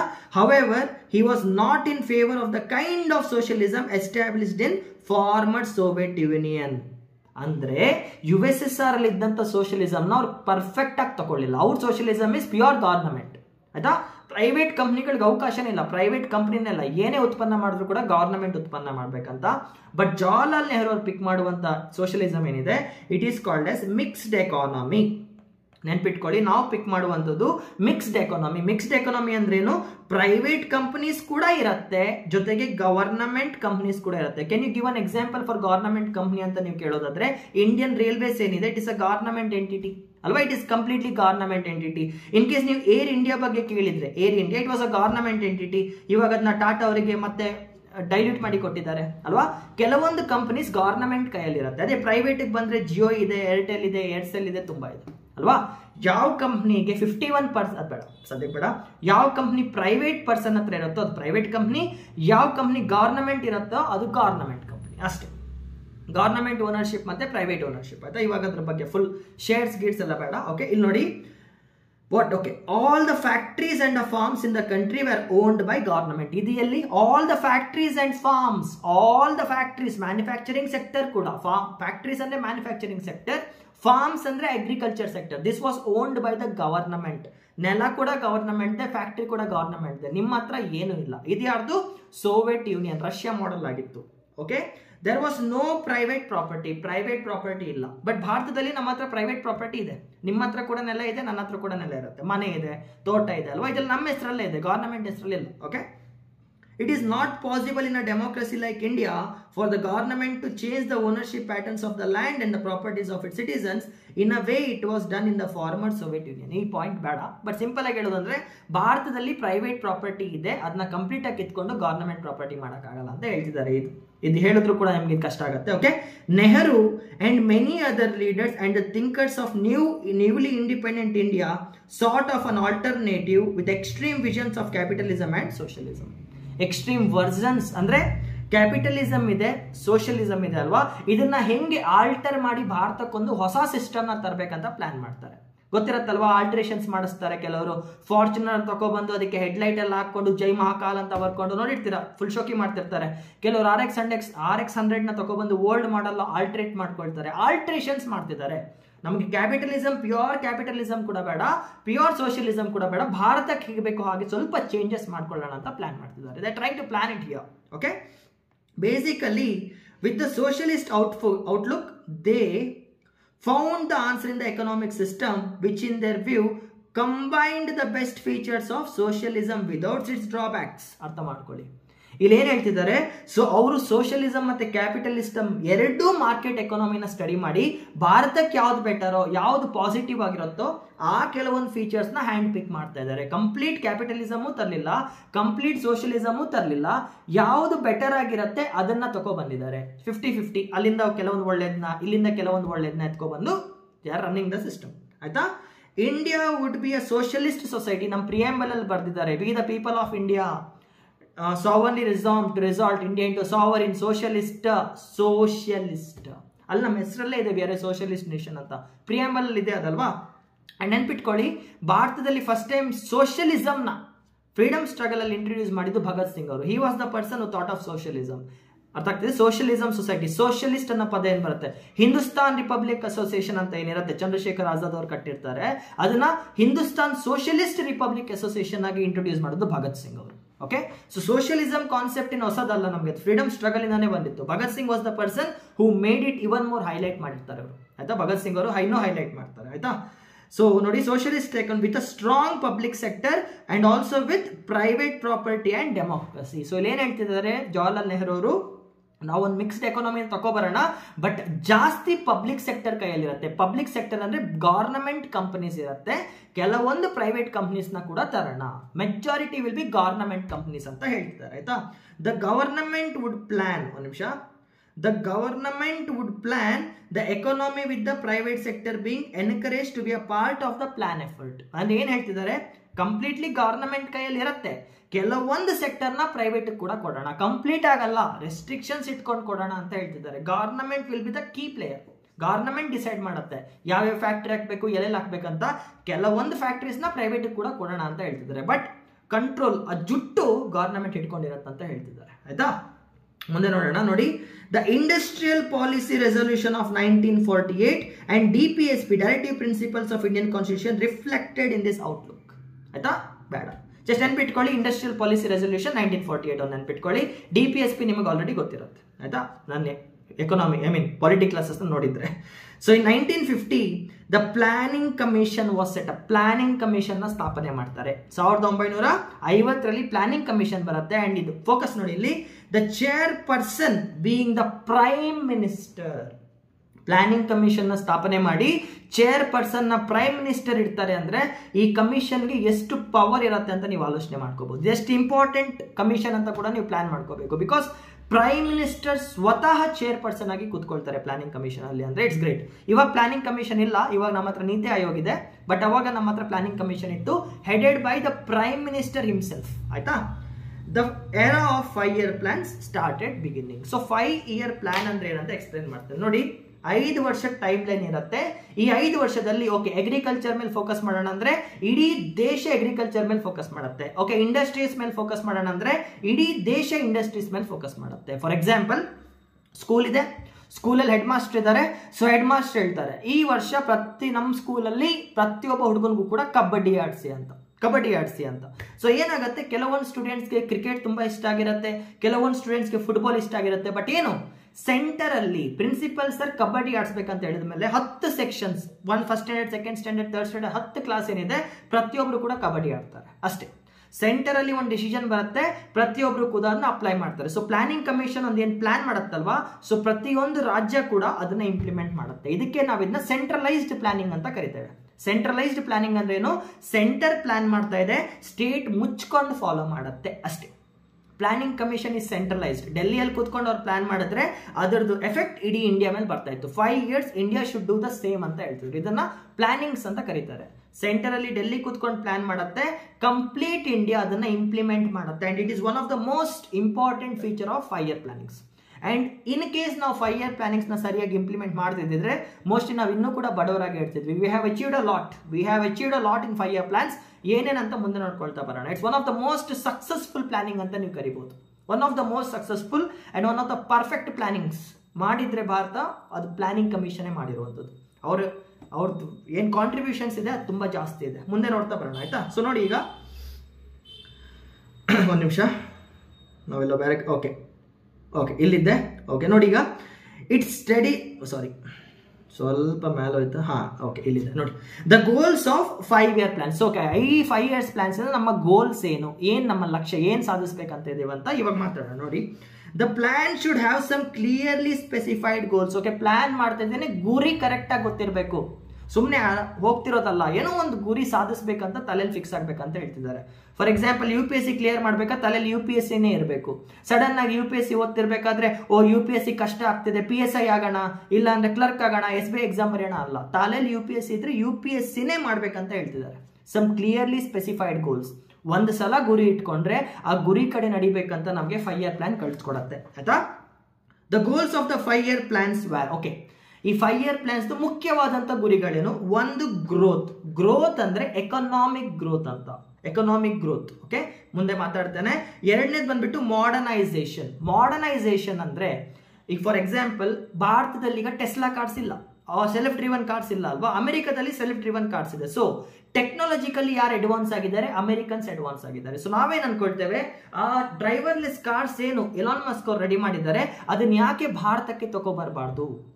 ಇಂಥ ಒಂದು ಆಧುನಿಕ ಟೆಕ್ನಾಲಜಿ ನಮ್ಮ ಭಾರತಕ್ಕೆ ಯಾಕೆ ಬರಬಾರ್ದು? ಇದನ್ನ ಮಾಡರ್ನೈಸೇಷನ್ ಅಂತ ಕರೀತಾರೆ. ಅಂದ್ರೆ ಬೇರೆ ದೇಶದಲ್ಲಿ ಇರುವಂತಹ ಅಡ್ವಾನ್ಸ್ಡ್ ಟೆಕ್ನಾಲಜಿ ನಮ್ಮ ದೇಶಕ್ಕೆ ತಗೊಬರೋದು. ಫಾರ್ ಎಕ್ಸಾಂಪಲ್ ಆರ್ಟಿಫಿಷಿಯಲ್ ಇಂಟೆಲಿಜೆನ್ಸ್ ಇವಾಗಿದೆ ಅಲ್ವಾ, ಸೊ ಬೇರೆ ದೇಶದಲ್ಲಿ ಆರ್ಟಿಫಿಷಿಯಲ್ ಇಂಟೆಲಿಜೆನ್ಸ್ ಟೆಸ್ಲಾ ಕಾರ್ನ ರೆಫರೆನ್ಸ್ ಆಗಿ ತಗೊಳ್ಳಿ, ಅಲ್ಲಿದೆ, ಅದನ್ನ ಅಲ್ಲಿಂದ ತಗೊಬಂದು ಭಾರತದಲ್ಲಿ ಇಂಪ್ಲಿಮೆಂಟ್ ಮಾಡೋದು. This is modernisation. For example ನಿಮ್ಗೆ ಗೊತ್ತಿರುತ್ತೆ, ಹಳೆ ಕಾಲದಲ್ಲಿ ನಾವು ಎತ್ತಿನ ಗಾಡಿಯಲ್ಲಿ ಫಾರ್ಮಿಂಗ್ ಮಾಡ್ತಿದ್ವಿ, ಇವಾಗ ಟ್ರ್ಯಾಕ್ಟರ್ಸ್ ಬಂದಿದೆ, ಮಾಡರ್ನೈಸೇಷನ್. ಹಳೆ ಕಾಲದಲ್ಲಿ ಟೀಚರ್ಸ್ ಎಲ್ಲ ಕ್ಲಾಸಲ್ಲಿ ಬಂದು ಪಾಠ ಮಾಡ್ತಿದ್ರು, ಇವಾಗ ನಾನು ಲೈವ್ ಆಗಿ ಪಾಠ ಮಾಡ್ತಿದ್ದೇನೆ ನಿಮಗೆ ಯೂಟ್ಯೂಬ್ ವಿಡಿಯೋ. ಮಾಡರ್ನೈಸೇಷನ್ ಅಂದ್ರೆ ಬೇರೆ ದೇಶದಲ್ಲಿ ಇರುವಂತಹ ಟೆಕ್ನಾಲಜೀಸ್ ನ ತಗೊಬಂದು ನಮ್ಮ ದೇಶದಲ್ಲಿ ಅಳವಡಿಕೆ ಮಾಡ್ಕೊಳ್ಳೋದನ್ನ ಮಾಡರ್ನೈಸೇಷನ್ ಅಂತ ಕರೀತಾರೆ. ಸೆಲ್ಫ್ ರಿಲಯನ್ಸ್ ತುಂಬಾ ತುಂಬಾ ಮುಖ್ಯ. ಆತ್ಮನಿರ್ಭರತೆ ಅರ್ಥ ಮಾಡ್ಕೊಳ್ಳಿ. ನೀವೀಗ ನಾನೀಗ ನಿರುದ್ಯೋಗವಂತ, ಕೆಲಸ ಬಿಟ್ಟಿದ್ದೇನೆ, ಮಹಾನ್ ಭಾವ, ನಾನು ಕೆಲಸ ಬಿಟ್ಟಿದ್ದೇನೆ. ಇವಾಗ ನಾನು ನಮ್ಮ ತಂದೆ ಮುಂದೆ ಕೈ ಚಾಚಬೇಕು, ಅಪ್ಪ ನಂಗೊಂದು 5,000 ಕೊಡು, ನಂಗೊಂದು 10,000 ಕೊಡು ಅಂತ. ನಮ್ಮಪ್ಪ ಏನು ಹೇಳ್ತಾರೆ? ಕಂಡೀಷನ್ಸ್ ಹಾಕ್ತಾರೆ. ನಿನಗೆ ಯಾಕೋ 5,000, ನಿನಗೆ ಯಾಕೋ 10,000, ಮಾಡಕ್ ಬೇರೆ ಕೆಲಸ ಇಲ್ವಾ? ದುಡ್ಡು ಮರದಲ್ಲಿ ಬೆಳೆಯತ್ತ, ಏನು ದುಡ್ಡೇನು ನಿಮ್ಮಪ್ಪ ನಿಮ್ಮ ತಾತ ಏನಾದ್ರು ಮಾಡ್ಕೊಟ್ಟಿದ್ದಾನ? ಈ ತರ ಕಂಡೀಷನ್ಸ್ ಹಾಕ್ತಾರೆ. ಇನ್ನೊಬ್ರ ಹತ್ರ ನೀವು ಯಾವಾಗ ಡಿಪೆಂಡೆಂಟ್ ಆಗಿರ್ತೀರೋ ನಿಮ್ಮ ಸಾರ್ವಭೌಮತ್ವ ಇರಲ್ಲ. ಇವಾಗ ನಾಟ್ ಅ ಸೋವರಿನ್ ಬಾಡಿ. ಅರ್ಥ ಆಗ್ತಿದ್ಯಾ? ಅದಕ್ಕೆ ಏನ್ ಹೇಳ್ತಾರೆ, ಸೆಲ್ಫ್ ರಿಲಯಂಟ್ ಆಗಿರ್ಬೇಕು. ಭಾರತ ಇನ್ನೊಂದು ದೇಶದ ಮೇಲೆ ನಿರ್ಭರ ಮಾಡಬಾರ್ದು, ಐ ಮೀನ್ ಡಿಪೆಂಡೆಂಟ್ ಆಗಿರಬಾರ್ದು. ನಮಗೇನ್ ಬೇಕೋ ಅದನ್ನ ನಾವು ಉತ್ಪನ್ನ ಮಾಡ್ಕೊಳ್ಳೋಣ, ನಮಗೇನ್ ಬೇಕೋ ಅದನ್ನ ನಾವೇ ಬೆಳೆಸ್ಕೊಳ್ಳೋಣ. ಇದು ಆತ್ಮನಿರ್ಭರತೆ. This is called as self reliance. ನೀವೇ ಸ್ವಂತ. ಅದಕ್ಕೆ ತಾನೇ ಈಗ ಇಂಡಿಪೆಂಡೆಂಟ್ ವುಮೆನ್ ಅಂತ ಪಡ್ಕೊಳ್ತಿರ್ತಾರೆ. ಅಂದ್ರೆ ಹೆಣ್ಮಕ್ಳು ಅವ್ರಾಗವ್ರೆ ಕೆಲಸ ಮಾಡ್ಕೊಂಡು ಅರ್ನ್ ಮಾಡ್ಕೊಂಡು ಖುಷಿಯಾಗಿರ್ಬೇಕು ಅಂತ, ಗಂಡನ ಕೆಳಗೆ ಬದುಕಬಾರ್ದು. ಅದೇ ನೀವು ಗಂಡನ ಕೆಳಗೆ ಬದುಕೋದಾದ್ರೆ ಗಂಡ ಹಾಕಿದ್ ತಿನ್ಕೊಂಡಿರ್ಬೇಕು, ಗಂಡ ಹೇಳಿದ್ ಮಾಡ್ಕೊಂಡಿರ್ಬೇಕು, ಈ ತರ. This is called as self reliance. ನಮಗ್ ನಾವೇ ನಿಂತ್ಕೊಳ್ಳೋಣ, ಇನ್ನೊಬ್ಬರ ಮೇಲೆ ನಿಂತ್ಕೊಳ್ಳೋದು ಬೇಡ ಅಂತ. We wanted to be independent. ಈಗ ಹೆಂಗಿದ್ರು ಇಂಡಿಪೆಂಡೆನ್ಸ್ ಬಂದಿದೆ, ಎಕಾನಮಿಯಲ್ಲಿ ಕೂಡ ನಾವು ಇಂಡಿಪೆಂಡೆಂಟ್ ಆಗಿರ್ಬೇಕು, ಬೇರೆ ದೇಶದ ಮೇಲೆ ಆಧಾರ ಪಡಬಾರ್ದು ಅನ್ನೋದನ್ನ ಸೆಲ್ಫ್ ರಿಲಯನ್ಸ್ ಅಂತ ಕರೀತಾರೆ. And the fourth one is equity.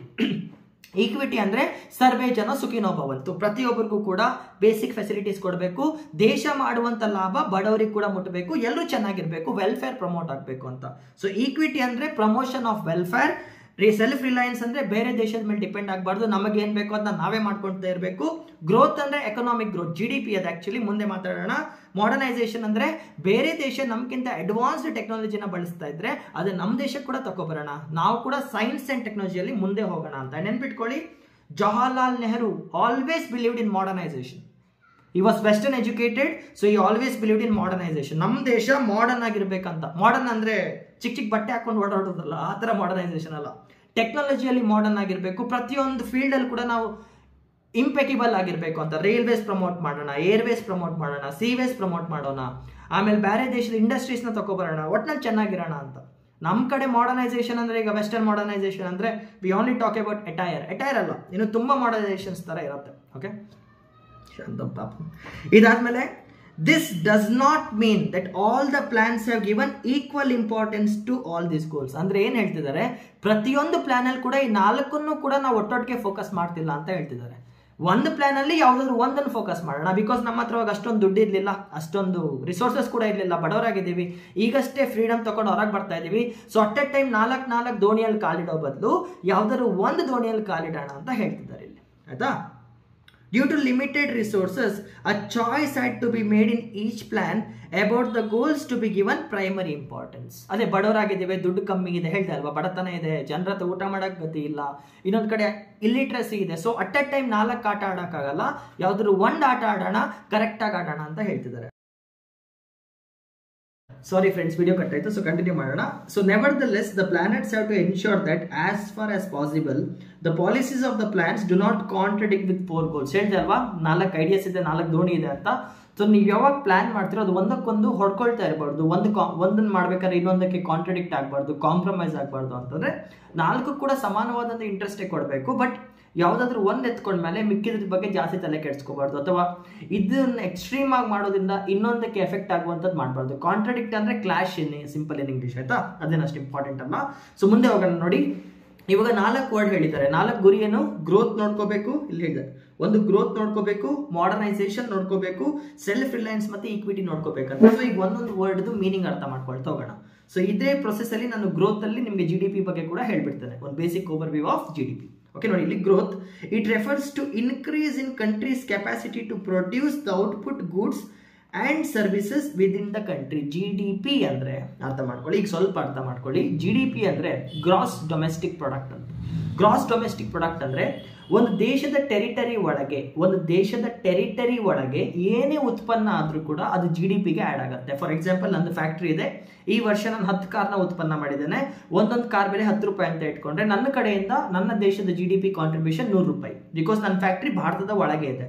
ಭಾರತದ ಒಳಗೆ ಇನ್ನೊಂದು ಫ್ಯಾಕ್ಟ್ರಿ ಇದೆ, ಅವ್ರು 200 ರೂಪಾಯಿ ಬೆಲೆ ಬಾಳುವಂತ ವಸ್ತುಗಳ ಉತ್ಪನ್ನ ಮಾಡ್ದ, ಸೊ ಆ 200 ರೂಪಾಯಿ ಆಡ್ ಆಗ್ತಾ ಹೋಗುತ್ತೆ. ಸೊ ಭಾರತದ ಟೆರಿಟರಿ ಒಳಗೆ ಎಷ್ಟು ವಸ್ತುಗಳ ಉತ್ಪನ್ನ ಆಗುತ್ತೋ ಆ ವಸ್ತುಗಳ ಬೆಲೆನ ನೀವು ಆಡ್ ಮಾಡ್ತಾ ಹೋದ್ರೆ ಅದನ್ನ GDP ಅಂತ ಕರೀತಾರೆ. ಬಟ್ ಇಲ್ಲಿ ಫೈನಲ್ ಗೂಡ್ಸ್ ಅಂಡ್ ಸರ್ವಿಸಸ್ ಅಂತ ಕರೀತಾರೆ. ಫೈನಲ್ ಅಂದ್ರೆ ನಾವು ಕನ್ಸ್ಯೂಮ್ ಮಾಡಕ್ಕೆ ರೆಡಿ ಇರುವಂತ ಗೂಡ್ಸ್. ಫಾರ್ ಎಕ್ಸಾಂಪಲ್, ಕಾರ್ಗಳಾಗಿರ್ಬೋದು, ಬೈಕ್ಗಳಾಗಿರ್ಬೋದು, ಆಹಾರ ಧಾನ್ಯಗಳಾಗಿರ್ಬೋದು, ಏನೇನು ನಾವು ಕನ್ಸ್ಯೂಮ್ ಮಾಡ್ಬೋದು ಅದನ್ನ ನಾವು, ಅಥವಾ ಏನೇನು ನಾವು ತಕೊಂಡು ಯೂಸ್ ಮಾಡ್ಕೋಬಹುದು ಅದನ್ನ ನಾವು ಫೈನಲ್ ಗೂಡ್ಸ್ ಅಂಡ್ ಸರ್ವಿಸಸ್ ಅಂತ ಕರಿತೇವೆ. GDP ಅಂದ್ರೆ gross domestic product. National income accounting chapter ಇನ್ನು ಜಾಸ್ತಿ ಮಾತಾಡ್ತಾರೆ. ಇಲ್ಲೇನ್ ಹೇಳ್ತಿದ್ದಾರೆ ನೋಡಿ, it refers to increase in the country's capacity to produce. ಅಂದ್ರೆ ಪ್ರತಿ ವರ್ಷ ನಾವೇನು ಉತ್ಪನ್ನ ಮಾಡ್ತೇವಲ್ಲ, ಮುಂದಿನ ವರ್ಷ ಇನ್ನು ಜಾಸ್ತಿ ಉತ್ಪನ್ನ ಮಾಡಬೇಕು, that is called as growth. For example, ನಿಮ್ಮ ಹತ್ರ 1 ಎಕರೆ ಜಮೀನಿದೆ, ಆ ಎಕರೆ ಜಮೀನಲ್ಲಿ ಈ ವರ್ಷ ನೀವು 10 kg ಟೊಮೆಟೊ ಬೆಳೆದ್ರಿ, ಮುಂದಿನ ವರ್ಷ ನೀವು 12 kg ಬೆಳೆಯೋ ತರ ಕೆಪಾಸಿಟಿ ನಾವು ಕೊಡಬೇಕು. ಮತ್ತೆ ಹೋಗ್ತಾ ಹೋಗ್ತಾ 14 kg ಆಗಬೇಕು, ಹೋಗ್ತಾ ಹೋಗ್ತಾ ಹೋಗ್ತಾ 16 kg ಆಗಬೇಕು. ಸೊ ಏನಾಗ್ತದೆ ಇಲ್ಲಿ, ಗ್ರೋತ್ ಜಾಸ್ತಿ ಆಗ್ತದೆ, ಉತ್ಪನ್ನ ಜಾಸ್ತಿ ಆಗ್ತದೆ. This is called as growth. The capacity of yours to produce more goods and services. Goods ಅಂದ್ರೆ ಏನು, ಸರ್ವಿಸಸ್ ಅಂದ್ರೆ ಏನು, ಬೇಸಿಕ್ ಫೌಂಡೇಶನ್ ಕ್ಲಾಸ್ ಅಲ್ಲಿ ನಾನು ಆಲ್ರೆಡಿ ಹೇಳಿದ್ದೇನೆ, ಸೊ ಮತ್ತೆ ಹೇಳಲ್ಲ. ಇಲ್ಲಿ ನೋಡಿ, it implies either a large stock of productive capital or a larger size of supporting services like transport, banking, increase efficiency, product, capital services. ಏನ್ ಬೇಕಾಗಿಲ್ಲ, ಇನ್ ಸಿಂಪಲ್ ಏನ್ ಹೇಳ್ತಿದ್ದಾರೆ, ನಾವು ಜಾಸ್ತಿ ಪ್ರೊಡ್ಯೂಸ್ ಮಾಡಬೇಕು. ಎಜುಕೇಶನ್ ಸೆಕ್ಟರ್ ಆಗಿರ್ಬೋದು, ಟ್ರಾನ್ಸ್ಪೋರ್ಟ್ ಸೆಕ್ಟರ್ ಆಗಿರ್ಬೋದು, ಯಾವುದೇ ಸರ್ವಿಸಸ್ ಆಗಿರ್ಲಿ, ಏನೇ ಆಗಿರ್ಲಿ, ಪ್ರತಿಯೊಂದರಲ್ಲೂ ಕೂಡ ನಾವು ಜಾಸ್ತಿ ಉತ್ಪನ್ನ ಮಾಡ್ಬೇಕಂತ ಹೇಳ್ತಿದ್ದಾರೆ. ಇಲ್ಲಿ ಕೆಲವೊಂದು ವರ್ಡ್ಸ್ ಎಕ್ಸ್ಪ್ಲೇನ್ ಮಾಡಿದ್ದಾರೆ, ಅದು ಬೇಕಾಗಿಲ್ಲ. Next, a good indicator of economic growth. Good ಇದು good ಅಲ್ಲ. A good indicator of economic growth is the language of, ಇದೆಲ್ಲ ಬೇಕಾಗಿಲ್ಲ, language of economics. ಅಂದ್ರೆ ನಮ್ಮ ಪ್ರೊಡಕ್ಟಿವಿಟಿ ಜಾಸ್ತಿ ಆಗ್ತಾ ಇದ್ರೆ ನಮ್ಮ ದೇಶದ ಎಕಾನಮಿ ಚೆನ್ನಾಗಿದೆ ಅಂತ ಒಂದು ಇಂಡಿಕೇಶನ್ ಅಂತ ಹೇಳ್ತಿದ್ದಾರೆ ಇಲ್ಲಿ. ಅದಕ್ಕಿಂತ ಜಾಸ್ತಿ ನೀವು ಅರ್ಥ ಮಾಡ್ಕೋಬೇಕಂತ ಇಲ್ಲ.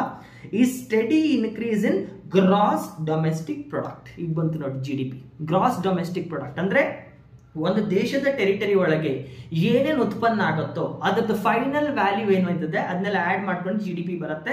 ನ್ಯಾಷನಲ್ ಇನ್ಕಮ್ ಅಕೌಂಟಿಂಗ್ ಚಾಪ್ಟರ್ ಇದ್ರ ಬಗ್ಗೆ ಇನ್ನೂ ಡೀಪ್ ಆಗಿ ಮಾತಾಡ್ತಾನೆ, ಇವಾಗ ಬೇಡ. ಇವಾಗ ಇಷ್ಟೇ ಅರ್ಥ ಮಾಡ್ಕೊಳ್ಳಿ, ಒಂದು ದೇಶದ ಟೆರಿಟರಿ ಒಳಗೆ ಏನೇನು ವಸ್ತು ಉತ್ಪನ್ನ ಆಗುತ್ತೋ ಅದರದ್ದು ಕಂಬೈನ್ಡ್ ಬೆಲೆ ಬಂದ್ಬಿಟ್ಟು ಅದು GDP ಆಗಿ ಆಡ್ ಆಗುತ್ತೆ. ಆಯ್ತಾ? Next, the GDP is the market value. ಈಗ ಡೆಫಿನೇಷನ್ ಕೊಟ್ಟಿದ್ದಾರೆ ನೋಡಿ, the GDP is the market value of all final goods and services produced in a country within a ಇದೆ. ಅದೇ ಅಲ್ವಾ ನಾನು ಹೇಳಿದ್ದು. ಸೊ ಭಾರತ, ಇಲ್ಲೊಂದು ನಿಮಿಷ ಜಾಗ, ಓಕೆ, ಇದನ್ನ ಭಾರತ ಅಂತ ಇಟ್ಕೊಳ್ಳಿ. ಎಕ್ಸಾಂಪಲ್, ಇದನ್ನ ಇಂಡಿಯಾ ಅಂತ ಇಟ್ಕೊಳ್ಳಿ. ಭಾರತದ ಒಳಗೆ ಏನೇನ್ final goods and services produce ಆಗುತ್ತೋ, ಈ ಪ್ರೊಡ್ಯೂಸ್ ಆಗಿರುವಂತಹ ವಸ್ತುಗಳ ಬೆಲೆನ ನೀವು ಆಡ್ ಮಾಡ್ತಾ ಹೋದ್ರೆ, ಈ ವಸ್ತು ಬೆಲೆ ಎಷ್ಟು, ಈ ವಸ್ತು ಬೆಲೆ ಎಷ್ಟು, ಈ ವಸ್ತು ಬೆಲೆ ಎಷ್ಟು, ಈ ವಸ್ತು ಬೆಲೆ ಎಷ್ಟು, ಪ್ರತಿಯೊಂದು ವಸ್ತುವಿನ ಬೆಲೆನ ಆಡ್ ಮಾಡಿದ್ರೆ ಒಂದು ವರ್ಷದ ಒಳಗೆ ಎಷ್ಟು ಪ್ರಾಡಕ್ಟ್ಸ್ ಉತ್ಪನ್ನ ಆಗಿದೆಯೋ, ಎಷ್ಟು ಗೂಡ್ಸ್ ಅಂಡ್ ಸರ್ವಿಸಸ್ ಉತ್ಪನ್ನ ಆಗಿದೆಯೋ, ಫೈನಲ್ ಗೂಡ್ಸ್ ಅಂಡ್ ಸರ್ವಿಸಸ್ ಉತ್ಪನ್ನ ಆಗಿದೆಯೋ ಆ ವ್ಯಾಲ್ಯೂನ ಆಡ್ ಮಾಡಿ ನಿಮಗೆ GDP ಬರುತ್ತೆ. ಬಟ್ ಇವಾಗ ನಾನು ಫೈನಲ್ ಗೂಡ್ಸ್ ಅಂಡ್ ಸರ್ವಿಸಸ್ ಏನು ಅಂತ ಎಕ್ಸ್ಪ್ಲೇನ್ ಮಾಡಿ ನಿಮ್ಗೆ ತಲೆ ಕೆಟ್ಟೋಗುತ್ತೆ, ಅದನ್ನ ಮುಂದೆ ಮಾಡೋಣ. But in case foundation video ನೋಡಿದ್ರೆ ನಾನು ಆಲ್ರೆಡಿ ಇದನ್ನ ಮಾಡಿದ್ದೇನೆ. ಫೈನಲ್ ಗೂಡ್ಸ್ ಅಂಡ್ ಸರ್ವಿಸಸ್ ಅಂದ್ರೆ, ಫಾರ್ ಎಕ್ಸಾಂಪಲ್ ಅರ್ಥ ಮಾಡ್ಕೊಳ್ಳಿ, ಜಸ್ಟ್ ಫಾರ್ ಯುವರ್ ರೆಫರೆನ್ಸ್ ಹೇಳ್ತಾ ಇದ್ದೇನೆ. ಟೈರ್ ಕಂಪನಿ ಒಂದು ಟೈರ್ನ ರೆಡಿ ಮಾಡಿಕೊಡ್ತು ನಿಮಗೆ, ಆಯ್ತಾ? ಆ ಟೈರ್ನ ತಗೊಬಂದು ನೀವೀಗ ಕಾರ್ ಕಂಪ್ನಿಯಲ್ಲಿ ಆ ಟೈರ್ನ ಅಟ್ಯಾಚ್ ಮಾಡ್ತಾ ಇದ್ದಾರೆ. ಟೈರ್ ಕಂಪ್ನಿ ಟೈರ್ ರೆಡಿ ಮಾಡಿದೆ, ಆ ಟೈರ್ನ ತಗೊಬಂದು ಕಾರ್ ಕಂಪ್ನಿಯಲ್ಲಿ ಅಟ್ಯಾಚ್ ಆಗಿದೆ. ಸೊ ಈ ಟೈರ್ ಏನಿತ್ತು ಅದು ಕಾರ್ಗೆ ಬಂದು ಅಟ್ಯಾಚ್ ಆಗಿದೆ. ಸೊ ನೀವೀಗ ಕಾರ್ಗೆ ಬೆಲೆ ಕಟ್ತಾ ಇದ್ದೀರಾ, ಟೈರ್ಗಲ್ಲ. ಟೈರ್ನ ಸೇರ್ಸ್ಕೊಂಡು ಫುಲ್ ಕಾರ್ಗೆ ಬೆಲೆ ಕಟ್ತೀರಲ್ವಾ, ಇದನ್ನ GDP, ಇದನ್ನ ಫೈನಲ್ ಪ್ರಾಡಕ್ಟ್ ಅಂತ ಕರೀತಾರೆ. ಫೈನಲ್ ಪ್ರಾಡಕ್ಟ್ ಅಂದ್ರೆ ನೀವು ದುಡ್ಡು ಕೊಟ್ಟು ಯೂಸ್ ಮಾಡಬಹುದು. ಫಾರ್ ಎಕ್ಸಾಂಪಲ್, ಈಗ ಫೋನ್ ಅನ್ನ ತಗೊಳ್ತೀರಲ್ವಾ, ಇಟ್ಸ್ ಅ ಫೈನಲ್ ಪ್ರಾಡಕ್ಟ್. ತರಕಾರಿ ತಗೋ ಬರ್ತೀರಲ್ವಾ, ಇಟ್ಸ್ ಅ ಫೈನಲ್ ಪ್ರಾಡಕ್ಟ್. ಅದನ್ನ ಮತ್ತೆ ನೀವು ಎಕನಾಮಿಕ್ಸ್ ಅಲ್ಲಿ ಇಂಪ್ಲಿಮೆಂಟ್ ಮಾಡಲ್ಲ, ಅದರಿಂದ ಮತ್ತೆ ನೀವು ಪ್ರೊಡಕ್ಟ್ಸ್ ಮಾಡಲ್ಲ, ಫೈನಲ್ ಕನ್ಸಂಪ್ಷನ್. ಫಾರ್ ಎಕ್ಸಾಂಪಲ್, ಈಗ ಐಪ್ಯಾಡ್ ಇದೆ ಅಲ್ವಾ, ದಿಸ್ ಇಸ್ ಫೈನಲ್ ಪ್ರಾಡಕ್ಟ್. ನಂಗೆ ಇದನ್ನ ನಾನು ಮಾರ್ಕೆಟ್ ಅಲ್ಲಿ ಕೊಟ್ಟೆ, ದುಡ್ಡು ಕೊಟ್ಟು ತಗೊಬಂದೆ, ಇದಾದ್ಮೇಲೆ ಏನಾಯ್ತು, ಇದನ್ನ ನಾನು ಯೂಸ್ ಮಾಡ್ಕೊಳ್ತಾ ಇದ್ದೇನೆ. ಫಾರ್ ಎಕ್ಸಾಂಪಲ್, ಇಲ್ಲಿ ಪೆನ್ಸ್ ಎಲ್ಲ ಕಾಣ್ತಿದೆ ಅಲ್ವಾ, ಇದೆಲ್ಲ ಫೈನಲ್ ಪ್ರಾಡಕ್ಟ್ಸ್. ಫೈನಲ್ ಪ್ರಾಡಕ್ಟ್ಸ್ ಅಂದ್ರೆ ಮಾರ್ಕೆಟ್ಗೆ ಹೋದೆ, ರೆಡಿ ಆಗಿದೆ, ದುಡ್ಡು ಕೊಟ್ಟೆ ತಗೊಬಂದು ನಾನು ಯೂಸ್ ಮಾಡ್ಕೊಳ್ತಾ ಇದ್ದೇನೆ. Anything once you buy can be used is final product ಅಂತ ಎಸ್ಯೂಮ್ ಮಾಡ್ಕೊಳ್ಳಿ, ಆಯ್ತಾ. ಇಷ್ಟೇ ಫೈನಲ್ ಪ್ರಾಡಕ್ಟ್ಸ್ ಅಂದ್ರೆ ಮತ್ತೆ ಅದನ್ನ ರೆಡಿ ಮಾಡ್ಬೇಕಂತೆಲ್ಲ, ಕಂಪ್ಲೀಟ್ಲಿ ರೆಡಿ ಆಗಿದೆ, ಬಳಸ್ಕೊಂಡ್ರೆ ಮುಗಿದೋಯ್ತು. These are called S final goods and services. So ಇಲ್ಲಿ ಏನ್ ಹೇಳ್ತಿದ್ದಾರೆ, GDP ಡೆಫಿನೇಷನ್ NCERT ಪ್ರಕಾರ the GDP is the market value, ಅಂದ್ರೆ ಮಾರುಕಟ್ಟೆಯಲ್ಲಿ ಬಂದಾಗ ಟ್ಯಾಕ್ಸ್ ಗಿಕ್ಸ್ ಎಲ್ಲ ಆಡ್ ಆಗಿ MRP ಅಂತ ಏನ್ ಬರುತ್ತೆ, GDP is the market value of all the final goods and services produced in a country. ಒಂದು ದೇಶದ ಒಳಗೆ ಏನೇನು ಉತ್ಪನ್ನ ಆಗುತ್ತೆ ಆ ವಸ್ತುಗಳ final goods and services value ಏನಿದೆ ಅದನ್ನೆಲ್ಲ ಆಡ್ ಮಾಡಿದ್ರೆ ನಿಮಗೆ GDP ಸಿಗುತ್ತೆ ಅಂತ ಹೇಳಿದ್ದಾರೆ. ಓಕೆ, ಕಂಟಿನ್ಯೂ ಮಾಡೋಣ. You have studied the concept in class 10th, ಇದು ನಿಮಗೆ ಬೇಕಾಗಿಲ್ಲ. You can think GDP as cake. Okay, ಈ ಎಕ್ಸಾಂಪಲ್ ಸಖತ್ ಕೊಟ್ಟಿದ್ದಾನೆ, ಇದನ್ನ ಹೇಳ್ತಾನೆ ನೋಡಿ. You can think GDP as a cake. Cake ಅಂತ ಅನ್ಕೊಳ್ಳಿವೆ GDP ನ, ಸಖತ್ ಎಕ್ಸಾಂಪಲ್ ಇದು ನಾನು ಓದಿದ್ದೆ. GDP as a cake and growth is increase in the size of cake. ಈ ವರ್ಷ ನಿಮ್ಮ ಹತ್ರ 1 kg ಕೇಕ್ ಇದೆ, ಮುಂದಿನ ವರ್ಷ ಕೇಕ್ ಸೈಜ್ ಜಾಸ್ತಿ ಆಗಿದೆ, 2 kg ಆಗಿದೆ, ಅದಾದ್ಮೇಲೆ ಕೇಕ್ ಸೈಜ್ ಮತ್ತೆ 3 kg ಆಗಿದೆ. ಸೊ ಏನಾಗ್ತಿದೆ, ಆ ಸೈಜ್ ಆಫ್ ದ ಕೇಕ್ ಜಾಸ್ತಿ ಜಾಸ್ತಿ ಜಾಸ್ತಿ ಜಾಸ್ತಿ ಆಗ್ತಿದೆ. If the cake is larger, ಅಂದ್ರೆ ಕೇಕ್ ದೊಡ್ಡದಾದಷ್ಟು ನಿಮ್ಗೆ ಖುಷಿ ಆಗತ್ತೆ, ದುಃಖ ಆಗತ್ತೆ. As the cake is larger more people can enjoy it. ಇಷ್ಟೇ GDP ಅಂದ್ರೆ. ನಮ್ಮ ದೇಶದ GDP ಎಷ್ಟು ಜಾಸ್ತಿ ಆಗುತ್ತೋ ಜಾಸ್ತಿ ಜನಕ್ಕೆ ಬೆನಿಫಿಟ್ ಆಗುತ್ತೆ ಅಂತ ಹೇಳ್ತಿದ್ದಾರೆ. ಕೇಕ್ ಚಿಕ್ಕದಾದಷ್ಟು ಜನಕ್ಕೆ ತಿನ್ನಕ್ಕಾಗಲ್ಲ, ಕೇಕ್ ದೊಡ್ಡದಾದಷ್ಟು ಜನ ತಿನ್ಬೋದು. ಸೊ ಯಾವ ದೇಶದ GDP ಜಾಸ್ತಿ ಇರುತ್ತೋ ಆ ದೇಶದ ಜನರ ಸ್ಟ್ಯಾಂಡರ್ಡ್ ಆಫ್ ಲಿವಿಂಗ್ ಚೆನ್ನಾಗಿರುತ್ತೆ ಅಂತ ಸಿಂಪಲ್ ಆಗಿ ಹೇಳ್ತಿದ್ದಾರೆ. ಯಾವ ದೇಶದಲ್ಲಿ ಜಾಸ್ತಿ ಎಕಾನಮಿ ಇದೆ, ಜಾಸ್ತಿ ದುಡ್ಡಿದೆ, ಅವ್ರು ಜಾಸ್ತಿ ಸರ್ವಿಸಸ್ ನ ಫ್ರೀ ಆಗಿ ಕೊಡ್ಬೋದು, ಎಜುಕೇಶನ್ ನ ಕಂಪ್ಲೀಟ್ ಫ್ರೀ ಆಗಿ ಕೊಡ್ಬೋದು, ಹೆಲ್ತ್ ನ ಕಂಪ್ಲೀಟ್ ಆಗಿ ಫ್ರೀ ಆಗಿ ಕೊಡ್ಬೋದು ಅಲ್ವಾ. ಈಗ ಇಂಡಿಯಾದಲ್ಲಿ ಆರ್ಟಿಕಲ್ 21A ಏನ್ ಹೇಳುತ್ತೆ, right to freedom of education ಅಲ್ವಾ. Right to 6 to 14 years age ಮಕ್ಕಳಿಗೆ ಫ್ರೀ ಎಜುಕೇಶನ್ ಕೊಡ್ತಾ ಇದ್ದೇವೆ. ನಮ್ಮ ಹತ್ರ ಇರೋ ದುಡ್ಡಲ್ಲಿ ನಾವು ಅಷ್ಟು ಮಾತ್ರ ಕೊಡ್ಬೋದು. ತುಂಬಾ ದುಡ್ಡಿದ್ರೆ ಏನ್ ಮಾಡು, ಕಂಪ್ಲೀಟ್ ಗ್ರಾಜುಯೇಷನ್ ವರೆಗೂ ಫ್ರೀ ಮಾಡ್ಕೊಂಡು ಹೋಗ್ಬೋದು, ಆ ತರ ಹೇಳ್ತಿದ್ದಾರೆ. ಸೊ ನಮ್ಮ ದೇಶದ GDP ಜಾಸ್ತಿ ಆದಷ್ಟು, ನಮ್ಮ ದೇಶದ ಇನ್ಕಮ್ ಜಾಸ್ತಿ ಆದಷ್ಟು ನಾವು ಜನರಿಗೆ ಒಳ್ಳೇದ್ ಮಾಡ್ಬೋದು ಅಂತ GDP ಕಾನ್ಸೆಪ್ಟ್ ಅಲ್ಲಿ ಹೇಳ್ತಾರೆ. ಸೊ ಯಾವ ದೇಶದ ಎಕಾನಮಿ ಚೆನ್ನಾಗಿರುತ್ತೋ ಆ ದೇಶದ ಜನರಿಗೆ ನಾವು ಜಾಸ್ತಿ ಬೆನಿಫಿಟ್ ಮಾಡಿ ಕೊಡ್ಬೋದು, because we are a socialist country, ಆಯ್ತಾ. ಕಂಟಿನ್ಯೂ ಮಾಡೋಣ. It is necessary to produce more goods and services if people of India are to enjoy more rich and varied life. ಇದೆ ಅವ್ರು ಹೇಳ್ತಿರೋದು. ನಮ್ಮ ದೇಶ ಜಾಸ್ತಿ ಉತ್ಪನ್ನ ಮಾಡಿ, ನಮ್ಮ ದೇಶದ ಎಕಾನಮಿ ಜಾಸ್ತಿ ಬೆಳೆದ್ರೆ ನಮ್ಮ ದೇಶದ ಜನರಿಗೆ ಕೂಡ ನಾವು ಜಾಸ್ತಿ ಖುಷಿಗಳನ್ನ, ಸಂತೋಷಗಳನ್ನ, ಅವ್ರಿಗೆ ಬೇಕಾಗಿರುವಂತ ಅನಿವಾರ್ಯ ಇರುವಂತ ಫೆಸಿಲಿಟೀಸ್ ನಾವು ಒದಗಿಸಿ ಕೊಡ್ಬೋದು ಅಂತ ಹೇಳ್ತಿದ್ದಾರೆ. ಇನ್ ಸಿಂಪಲ್, ನಿಮ್ ತಂದೆ ಜಾಸ್ತಿ ದುಡಿದ್ರೆ, ನಿಮ್ ತಂದೆ ಜಾಸ್ತಿ ದುಡಿದ್ರೆ ನಿಮ್ಗೆ ಒಳ್ಳೇದೇ ಅಲ್ವಾ, ನಿಮ್ ಫ್ಯಾಮಿಲಿ ಖುಷಿಯಾಗಿರತ್ತಲ್ವಾ.